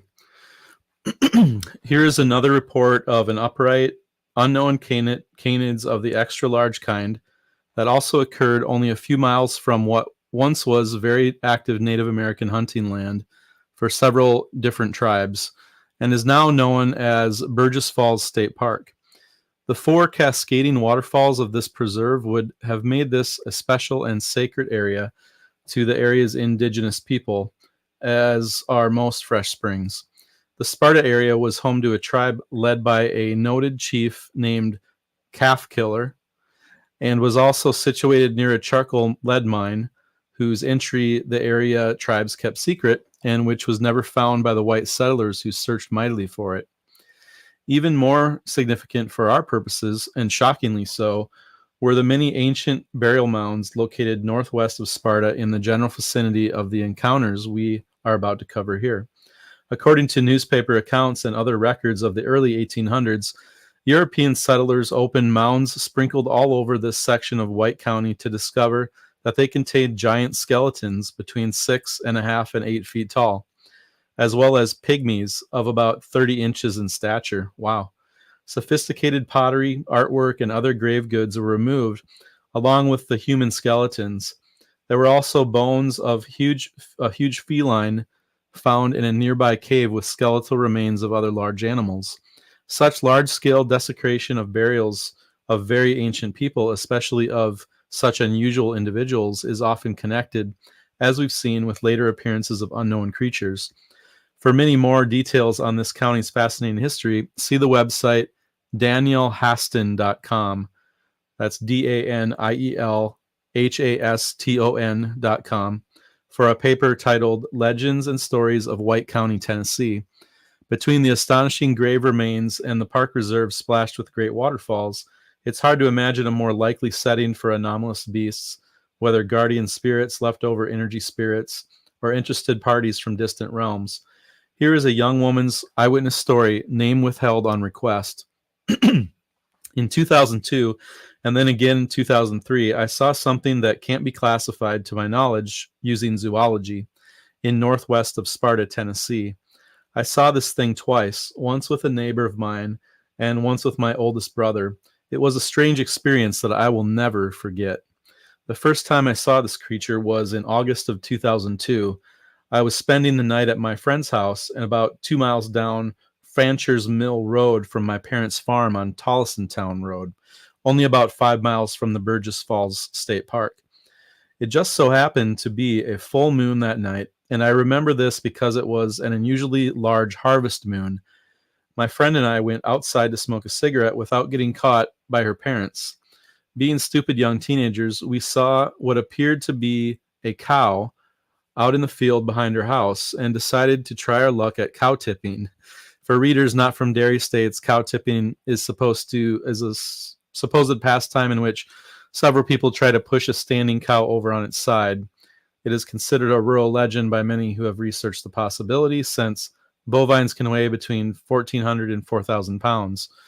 The general consensus is that there's a slight chance it could happen, though, if the targeted cow was asleep while standing on a hillside. The dismal odds do not seem to be hopeful to prevent young people from attempting it. Originally, we were about 300 yards away from this animal, and we were walking towards it, and when we got about 100 yards from it, this thing stood up on two legs and turned towards us. It was a light tan color, not white, but certainly light enough to be clearly visible in the only moonlit, with kind of shaggy hair, not short like a cow's. On all fours, it appeared to be the size of a cow, but when it stood up, this thing had to be nearly 8 feet tall. More than anything, I remember the feeling I got when it turned and looked at us. I felt like prey. Every nerve in my body told me to run, and I did, without looking back. My friend was faster than I was, but I remember hearing sort of panting behind me. I never looked back until we were at the house, and it was nowhere to be seen at that point. I don't know if it chased me or if I was hearing myself panting. We didn't stay to see anymore. We turned and ran as fast as we could back to her house and stayed inside for the rest of the night. About 8 months later, early summer in 2003, my brother and I were on our way to Wilmer Market, driving down Simpson Road about a mile from Highway 70. It was dusk out, not quite totally dark, but most of the light had faded. A creature of the exact same color, light, almost sandy tan color with shaggy fur, ran out from the woods from our right, across the road about 15 feet in front of my brother's car, and disappeared into a field on our left in about 8 seconds. So it was very fast. I have never seen anything move so fast in my entire life. For the brief moment I was in our headlights, we got a look at it, and its back was eye level with me as I was sitting in a Honda Accord. Its back legs were jointed backwards, and it moved like a dog. It had a pointed snout and pointy ears. It looked like a wolf, except about a 400-pound wolf. Its shoulders were higher than its back legs. It had a long, bushy tail. It ran by stretching its front legs all the way out and its back legs all the way out, and brought them all together simultaneously. On the day my friend and I saw it, it was huge, shaggy, and its head didn't sit on top of its shoulders. Its neck almost appeared to be jutted forward. What I saw that day was more of a silhouette. However, the day my brother and I saw it, it was absolutely beyond a shadow of a doubt wolf-shaped, but the size of a horse. It was so fast, my brother did not even slam on the brakes. As soon as it was on the other side of the road, I remember him yelling, "What the hell was that?" We looked behind us to see it disappear into the wooded area of this field. This thing was so big. Its feet only hit the ground once crossing the road. I still to this day talk about it with my brother whenever we drive through the area. That was the last time I saw the creature, but about 2 more years after that, in either 2005 or 2006, my brother and I went for a walk in a snowstorm. Dane, I just want to ask you before you continue. Okay, Yeah, so first they saw the creature that is huge, looks like a cow, stands up, is even bigger. Several months later, same person, but with brother, sees seemingly the same creature, but it doesn't look like a cow anymore. It's still huge, still fast, doesn't look like a cow, but it looks like a wolf. What do you think is happening? I don't know what to make of that. Other than you see something standing about the height of a cow that's standing out in a field, and you might think cow or horse because four-legged animal in a field, you know. But other than that, I don't know what to make of that. But if it is the same creature, it changes. It has the ability to change shape and Mm. form. That's Oh, yeah, creepy. If it's the same creature, I don't know. But yeah. to me, that's like you cannot be a cow now and then a wolf later. I don't know. I It's see what you're weird. saying. Well, maybe it is the same creature, and it's just if these creatures are supernatural and they have the ability to take on flesh, and they have the ability to take on whatever flesh they want to take. Mm. Um, the other thing is, one of these people I know is telling me about some ghost experiences they had, and um, part of her story involved a ghost having a long robe and like chains and stuff or something like that. And just the thought in my head was like, where do they buy their clothes in the afterlife? I was just like kind of joking a little bit. But one of the things she said, which I thought was Well, maybe really, that's why they rob. They like to hang out around graveyards to rob open graves and take people's stuff. I think that might be it. I never thought of that. I should sell this idea and scenario and make Indiana Jones in a creepy way. Indiana Jones slash Lara Croft combo with some horror elements. Sell the story to Hollywood, make money, quit my job, and just do podcasts until I die. I think it's a Right. beautiful idea. I think you might have something there, but you better share some of the proceeds with me since it was Okay. my story. But one of the things she said was like, she thinks that entities choose how they want to present themselves to people based on whatever reason. Maybe if they know something about who they're showing themselves to, they might know that if they present themselves in a certain way, it's going to affect them. It's going to produce more fear in them, or it's going to provoke a certain action or decision. So I don't know. I mean, maybe that's part of this too, as far as how these creatures are showing themselves to people, and maybe it can be different in different circumstances based on whatever it is they're trying to get across, whatever message it is they're trying to get across, or whatever sense of fear they're trying to instill in people. But yeah, I don't know. Well, on with the story here. It was unusual because this is Tennessee, and we got about 8 inches of snow in just a couple of hours. We were walking in some woods across the family farm, and we found a skull. The jawbone of the skull was about 6 inches tall, with the skull sitting on top of the jawbone, and the whole head was about a foot tall. It was carnivore teeth in the front with grinding sort of molars in the back, and it had an elongated snout. We ended up losing the skull several years later. Oh, man. I'm still looking for it. The eerie part is that the skull looked like something weird hybrid between human skull and dog skull, but about the size of a basketball.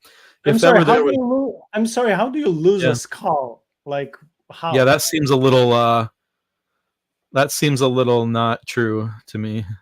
Well, I'm But not going there that I don't believe them, but I'm just upset they lost it. That's my point. Like, how do you lose it? It's not a needle. Like, it's big.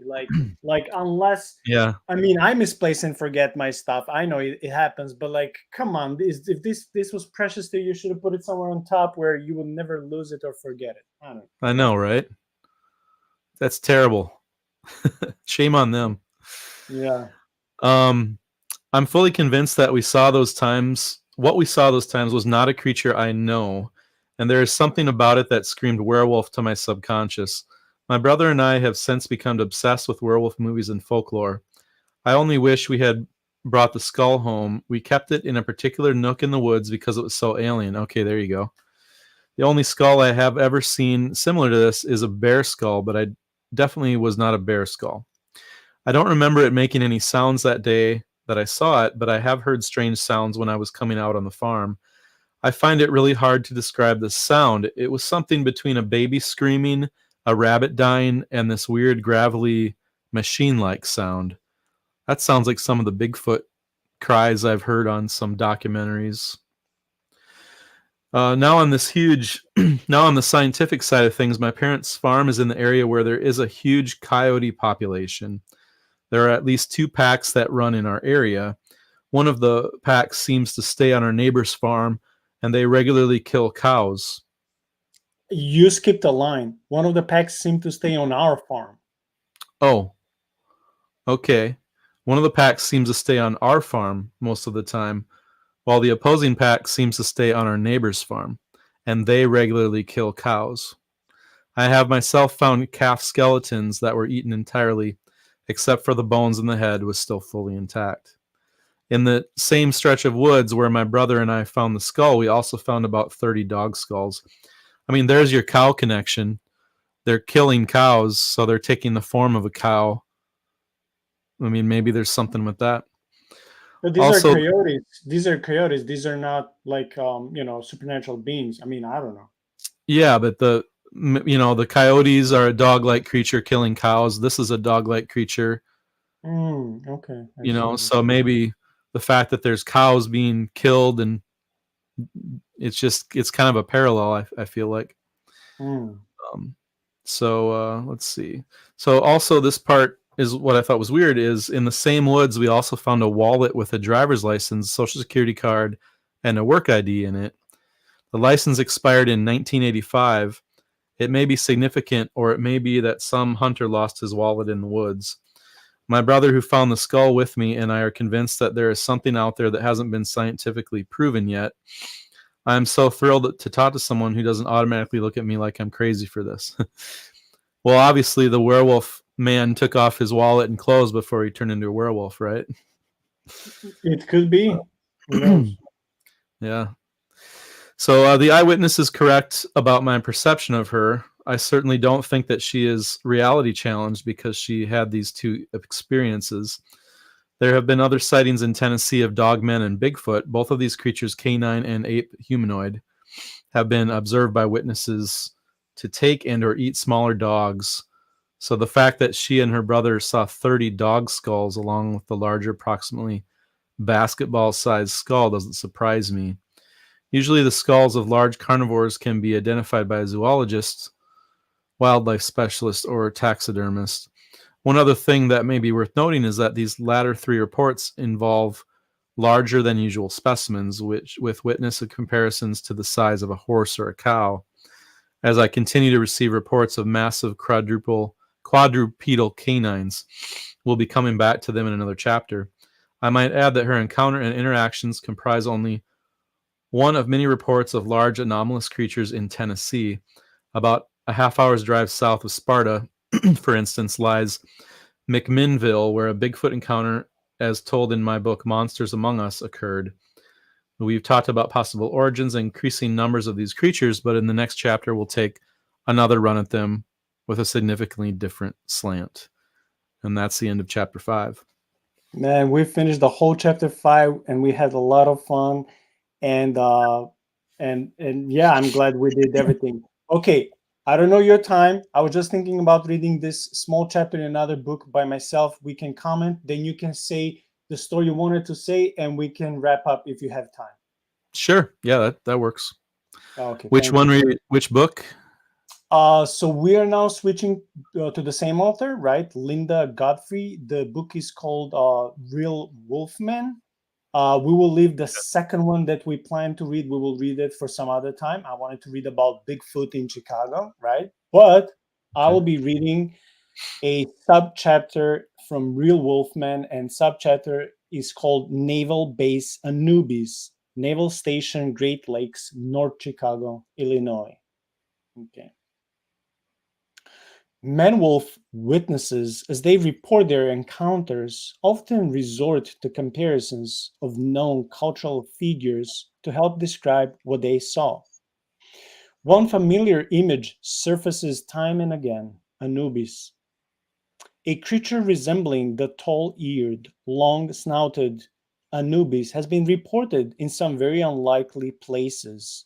But the strangest location of all was a sighting made by 3 military personnel at the Great Lakes Naval Base north of Chicago. So I think she mentions this story in smaller details in the book we just finished, but here's Yeah. with more details. So it's nice cross-referencing slash paralleling story for the Hmm. end of this episode.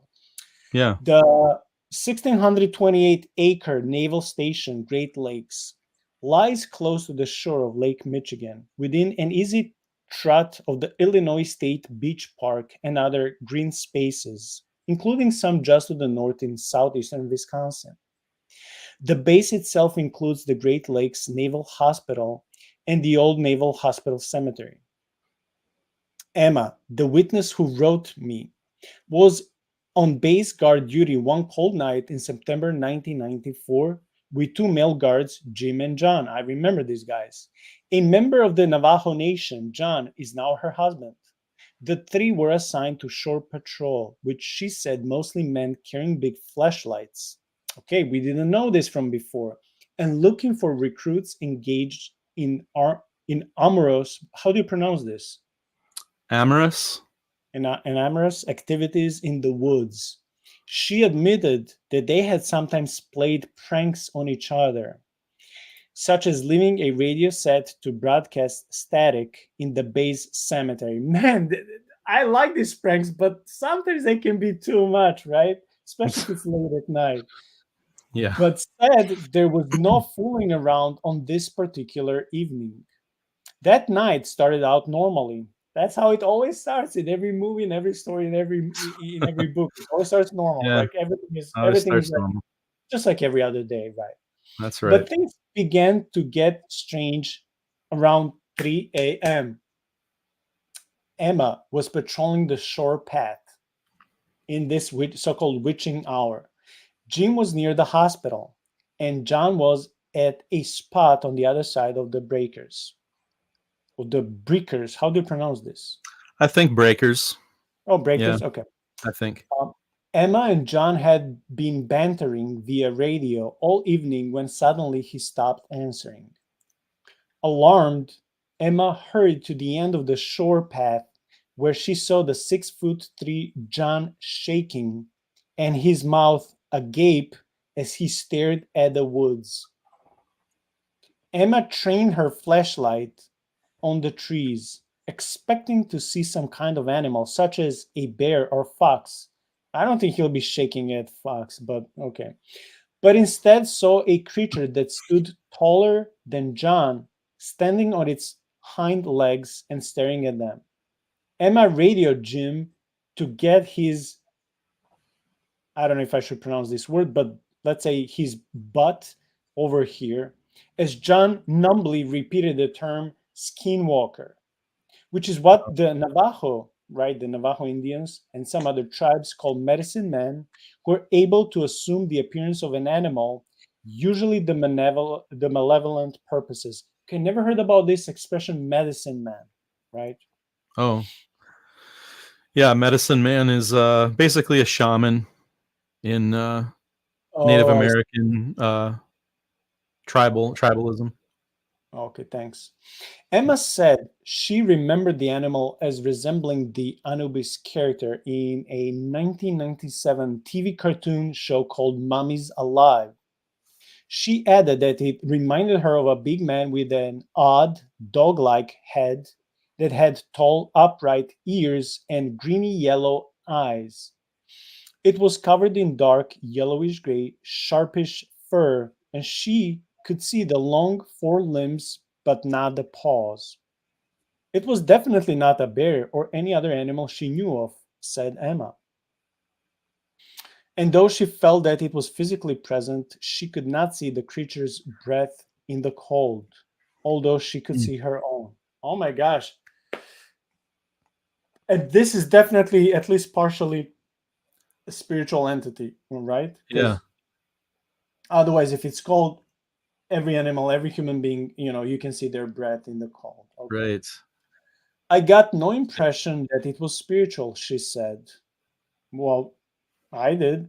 And although Emma was raised in New Jersey's Pine Barrens area, which is famed for its weird flying cryptid called the Jersey Devil, that creature never entered her mind as she gawked at the unknown thing at the edge of the woods. The stare down stopped when Jean came running toward John and Emma's position. The creature seemed a bit startled, Emma said, describing its reaction thus. The thing looked over, puffed up kind of like a cat, and took off, but more upright than on all fours. That's interesting. Mm. I find the observation that it puffed up kind of like a cat interesting in light of the Doberman Lynx reports from California. I never heard about that. That's even more insane. Doberman Lynx reports. Like, Yeah, I how haven't are heard they that either. related? Like, Lynx is a wildcat, Doberman is a dog. That's insane. But Emma, John, and Jim saw the creature only from the rear as it departed. Duly filed reports on the strange beast and then suffered the usual harassment from fellow shipmates. Yeah, he was ridiculed. Yeah. Hmm.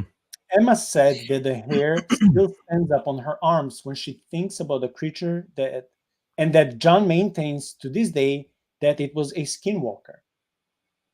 I also couldn't help noticing that the sighting was in the direct vicinity of a seminary, which not only is often a part of a sighting's surroundings, but also relates to Anubis and his role as a guide and protector of the abode of the dead. Okay. There we Okay, go. yes, we got more connections. Some might cast a suspicious eye at the large military hospital as well, in regard to the previously mentioned idea of human alien hybrids, and wonder if the creature was an escapee from some extraterrestrial breeding program. Okay, this is too much sci-fi for me. I love it from one point, but from other point, I'm like, I don't think that's super credible, but whatever. It Yeah. is true that the base has also been the site of UFO reports. One described in a 2008 issue of UFO magazine involved the 12-year-old child of an officer who was living on the base in 1963. The boy was playing outdoors with his siblings when the group saw a huge saucer shaped craft with spinning lights on the underside descending levelly and silently.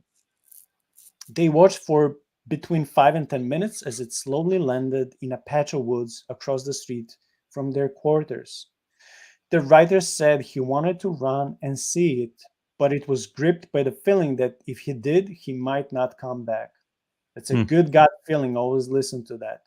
Even though Hmm. I can't say I always listen to that, but added to the creature sightings, this type of activity suggests the base may be located in another of those paranormal window areas. But on behalf of those who argue that this creature is a natural wolf adapted to walk upright, who would claim that? That's pure nonsense. I Yeah. must point out that this area along Chicago's shoreline follows what looks like a Great Lake migratory path. When all the known sightings are mapped out, yeah, there is also this so-called Lake Michigan or Chicago Mothman, and I tried Hmm. to get in touch with the guys who made this documentary, and Hmm. they never responded. They're not Christians, but I wouldn't care so much. I just wanted to have them on the podcast for an episode, and I hope one day I'll get Mhm. in touch with them. Hmm. The big Yeah. beast may have been just passing through on its way to Oklahoma, Alabama, or Amazon Jersey Pine Barrens. Whatever it was, three naval base guards make very credible witnesses in my view, especially since they were willing to file official reports with full knowledge of the raising, or I don't know how to pronounce this, Razzing, like, raising, yeah, basically scolding, make ridicule. making fun of, ridiculing, probably, yeah. So with the full knowledge of the raising that would and Ensue or come to ensue. pass. Yeah. Okay. So basically, wow. Again, I love the details that they provide because it makes the story more Yeah. credible. And now we're giving more details than the first time we read. It wasn't a prank. It it involved three soldiers. Um, the context is given when it comes to Anubis as the guardian and the cemetery. We see so many similarities. But I want to ask you, Mhm. Dain, what was that weird supernatural story that you wanted to say, if you remember, when we started the episode? Oh, oh, oh, in Wisconsin. Yeah, Hmm. well, so we went out there to, the House on the Rock, it's called. And the House on the Rock, this guy, an eccentric man in the, I think, the 60s, built this house on the side of a rock that kind of jets out into the ravine, and it has tons and tons of rooms, and it just goes on and on and on. And he has collections of a bunch of stuff in there. Like I mean, he has doll collections and machines, and you can ride through in a little man-made river, and I can't even describe it. There's so much stuff. It's kind of weird. It's kind of an odd, like if you're into like Ripley's Believe It or Not type museums and stuff like that. It's kind of along those lines in some ways, but anyways, it's kind of a creepy place, but it's just kind of a fun, weird place too. So we went here, and anyways, we stayed in this hotel nearby. It's called House on the Rock Inn. And anyway, we pull up to this hotel, and it's kind of dreary out. The whole time we're there, it's kind of dreary, like there's no sun. And the parking lot's almost empty. And we walk in, and the employees are just like pale and odd looking, almost zombie like, and they just stare at us. And we talk to them, we ask them questions, and they have really weird responses. Um, like we ask them, like, "Are we the only ones here?" And they're like, "Well, we can't share that information with you."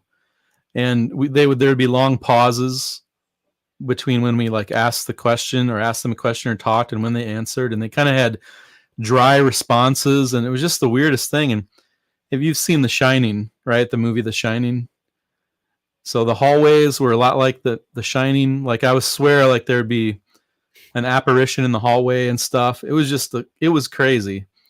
And anyways, I got on this group. I'm on this Facebook group, Strange Wisconsin, and it's all these things that people talk about, strange things happening in Wisconsin. And I just told this story on a post, and there was a bunch of people hopped in and said, "Oh yeah, that's a haunted hotel." And so, anyways, I can't remember why I was going to tell you that, but I Oh, think we were because talking about Wisconsin. yeah, when we started talking, well, reading this fifth chapter from the previous book, the whole chapter is dedicated to werewolves and dogman, and then the first, well, one of the beginning paragraphs mentions Wisconsin as the central point. So I said, well, Yeah. not only the 70s show reminds me of Wisconsin, but also when I went to this Bristol Renaissance Fair, which I said festival, I couldn't Oh, remember the name. So I said yeah. these things remind me of Wisconsin, and then you said, "Oh, I have an interesting story about Wisconsin that you think about Wisconsin." You know, if it comes when it comes to your mind, yeah. Yeah. Wisconsin's got a lot of paranormal stuff. Uh, and what was I heard that there was a statistic I heard recently about Wisconsin. I think it was something about the paranormal, but yeah. Anyways, it's a hot spot. Wisconsin's a hot spot for paranormal activity. It There's a lot of seems to me, Indian yeah, it history there. seems to me that a lot of things that just happen in the United States, because it's a huge country combined of 50 states, there are Hmm. always few things that happen there, like so um they're like almost a pattern to, hey, expect some insane things. It's always a small rural town, place, region, so it's not a Mm, city. It always has tons of nature, forests, trees, and mhm, it's always close to something that used to belong to Native Americans or Indians. It's like I see mhm. these things easily, like whenever there's something paranormal or an urban legend or whatnot, like there Yeah, at least few of these things you can expect they repeat. When I was younger, yeah, watching, but I mean, when I say younger, I don't mean a teenager, but a little bit younger, I was always thinking, and this made me upset. Like, why do always horror movie producers make their movies to be usually in small towns? Like, why is not sometimes in city where you can actually get a gun, call cops or soldiers, like someone can help you if there's a monster or something? But learning more about the divine council, learning more about all these entities that they showing like in forest in nature, it makes more sense. So like the movie producers, yeah, they usually make movies according to these urban legends, and usually they're in these rural places with a lot of graveyards and caves and forests and stuff like that. So it makes yeah, sense. Yeah. yeah. That's true. Yeah, yeah. You talked earlier about where you were telling the story where the person said, "I know what I saw," and Mhm. it was real to that person. And my my wife, when we were first married, not too long after we were first married, my wife and I were sitting in our living room, uh, and the stairs to the upstairs level of the house were to our right, um, about maybe 20, 30 feet in the hallway, but we could kind of, from the corner of our eye, we could see the landing and the stairs that would go upstairs. And we were sitting there, we were kind of facing forward, and the stairs were over here. And all of a sudden, out of the corner of my eye, and we both saw this, we see a black figure kind of run down the stairs, put their hand on the banister as if to anchor their weight, flip around, and then the hallway went that way, and run down the hallway. And I saw this out of the corner of my eye, so I didn't see it dead on, but we both saw it, and we both heard the creak of the stairs as they were putting their weight on the banister and flipping around and running down the hallway. And I don't remember hearing footsteps down the hallway, but um, we both saw this at the same time, and I thought there was someone in the house. I mean, we had kids, and I grabbed the baseball bat, and I was ready to be in a fight with somebody. I checked every door, every closet. I walked out, I looked down the street, looked around the backyard under bushes and everything. I was convinced Basement, it was basement basement, included. basement. Like we looked everywhere. Like and we both thought there was someone in the house, but and then thinking back on it, we realized like there were no features. It was a black shape, um, and it was really quick. It was too quick that they could have gone anywhere. But we still remembered it was real. And my wife has had some experiences too. So, anyways, some other experiences. But um, so, I tell that story, and I know it happened. I know it was real. I know what I saw. We both saw it at the same time. And there was nobody there. We never heard the door shut to the back door or to the garage. They would have had to open the door and leave the house. Didn't hear any of that. It was complete silence after that. So, that's why when I hear these werewolf tales or any of these cryptid tales, I usually believe them when they're telling it, because I've experienced some of that, more of a ghost type experience than a cryptid type experience. But yeah, I have a couple of short questions for what you said. Your yeah, kids were never injured, right?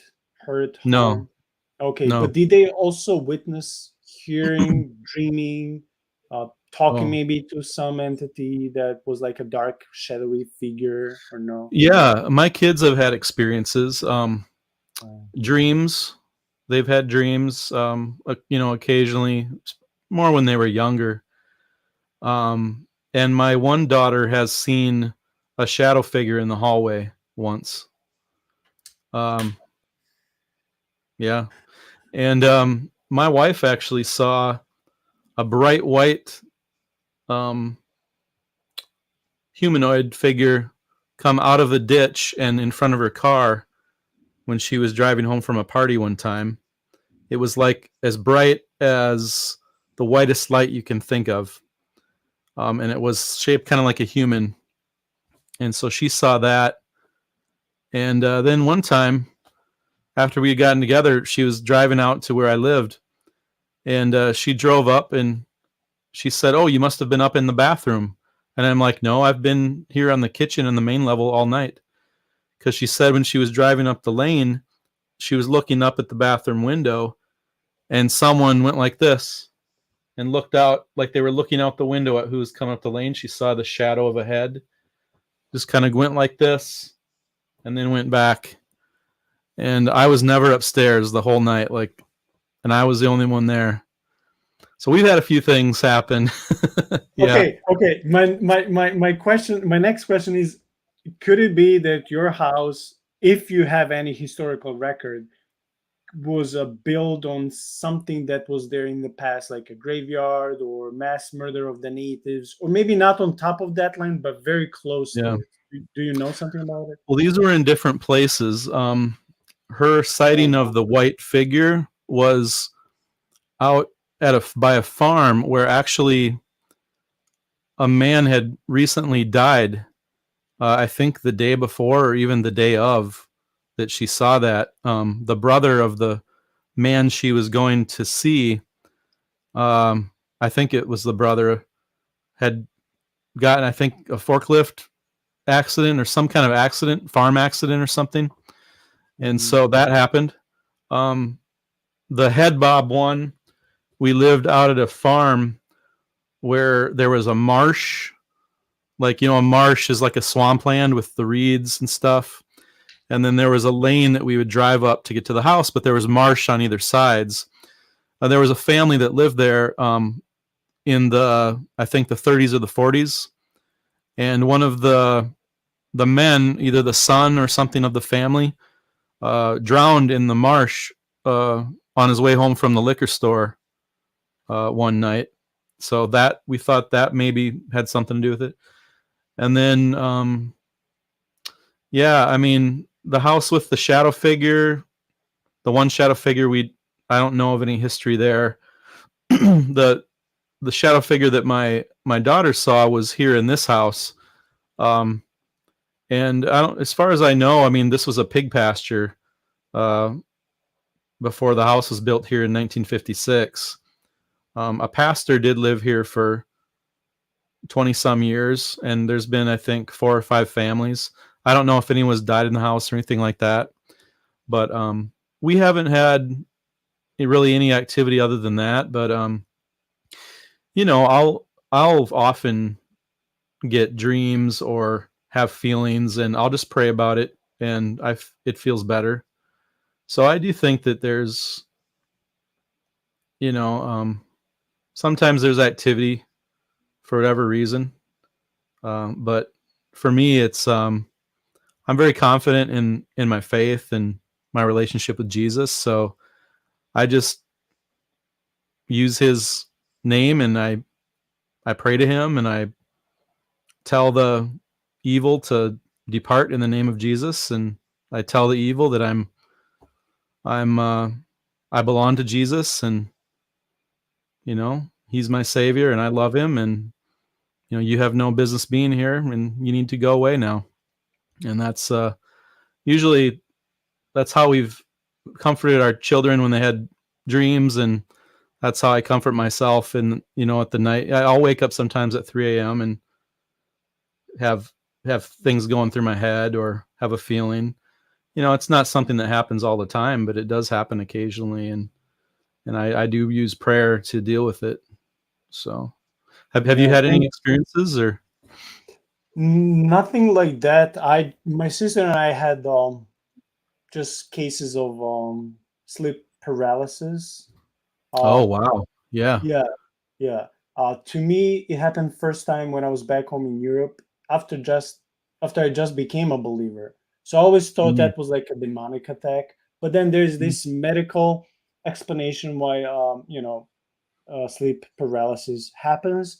And once when I mhm. had the guy who you suggested, Doug Overmeyer, whom I also met in person, when I had Yeah. him for 2 episodes, he says, I think it was him who said, well, it doesn't have to be either or. It can be both. They can be both medical Mm, reasons and spiritual reasons. I'm like, oh, okay, yeah. that's interesting. So yeah, Yeah. I had that, but I wanted to say because we mentioned Ward Heaney at the beginning of this episode, he was Mhm. here as my guest at the beginning of August, and I interviewed him especially because of this documentary, mini documentary. It's actually docu series of 5 episodes he made called Dark Holler, and I they're watched it. available. It was great. Yeah, Yeah. yeah. So I watched Dark Holler.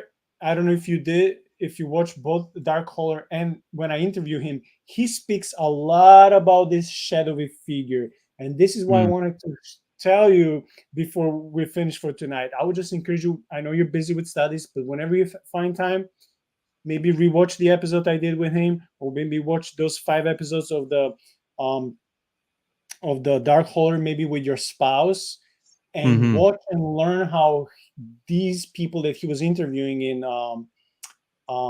in his state were having constant problems from different generations in this family Mm, of this mhm. shadowy figure being in home, being in a certain house, but also outside, luring, observing, whatnot, showing up. Yeah. It's scarier than many movies you'll see. So I would Yeah. just say maybe listening to him and people he's interviewing from their perspective, maybe you will learn more about this Yeah. shadowy figure in your experience because it sounds. I don't know Yeah. if everything is the same, but it sounds similar. Yeah, it does. I did watch that series. I didn't watch every single moment of it. I actually fast forwarded through some of it, but Mm. I did watch most of it. And I told my wife we need to watch this because it's good. Yeah, it's really interesting. And I think what's cool about it is it's it's not just like a documentary. It's like interviews with a family that has Mm. had these generational issues, and then as they're talking to the family and interviewing it, they're discovering more things. The more people they talk to, weird stuff happened with their parents and their parents' parents, and it's connected with other stuff happening in the area that they grew up in. And there's intergenerational trauma kind of Mm. weaved in with it, I noticed. um and yeah, it's a really good series. I highly recommend it. I still need to sit down and watch it with my wife. We'll probably do that sometime. Yeah, I watched 2 times. First, just because I was curious, of course, but I had to do second time when I was having him Yeah. because I wanted to write an outline, and I should try to be, semi-professional. I don't want to say I'm professional, but at least I try to be semi-professional when I have my guests to write decent outlines, and I cannot do it if I don't know anything, so I have to research. Yeah. Yeah. But Dane, I'm so thankful you dedicated 2.5 hours to me and to us. It's more than I expected. I'm sorry you took time from your family and from your studies. I know you're so busy in your master's program. I'm looking forward when you'll come and we can talk about some theological topics. I really enjoyed. I wouldn't know how I would have done this without like your help or anyone help, but especially because this seems so well between us to go so well. It's like I feel like we did this almost like couple times before. Like it went Yeah. well. Um, the partnership was there, understanding, even some humor, biblical references, mythological references, thinking and stopping occasionally to ponder what was happening, visualizing. I really enjoyed this It was episode, fun. and Yeah. I, I did I too. honestly, it felt not like work because sometimes have I feel this pressure. Like when I have some guests, I'm like, I Yeah. have to really prepare. I have to almost have my notes, references. But this was like Mhm. really, like let me just do this and let me just hang out. It's like I'm hanging out Yeah. with my, with some friends in my house. So again, Totally. I'm Yeah. I'm very thankful for your time. I'm looking forward to have you not just once, whenever you're available. Maybe we can repeat the same thing, but at least we can speak about something more theological next time. I wish you Yeah. happy holidays. I wish you and your family um, all protection from evil. God to Thank always you. be with you, among you, in your home, to Mm. bless you, and you know all the Godspeed in your work, at your ministry, school, job seeking, health, and everything else. Wow. Thank you. Yeah. I wish the same for you, buddy. I wish you success in all you're doing with your podcast, and I know you finished school and now you're working on just what to do with what you learned and stuff. And I just hope that that all works out for you. And I'm definitely praying for you as well. So I like what you're doing with the podcast. I think it's cool. So, Thank you kindly. and I God had bless. fun, man. It was Mhm. great. Yeah. Yes, likewise. Thank you, and I'll see you. I want to say soon, so because January is coming very soon, in just several weeks. So I Yeah. will see you soon again, and I believe it will be a blessing to the viewers. Thank you again. God Sounds bless. great. Yeah. Thank you. See ya.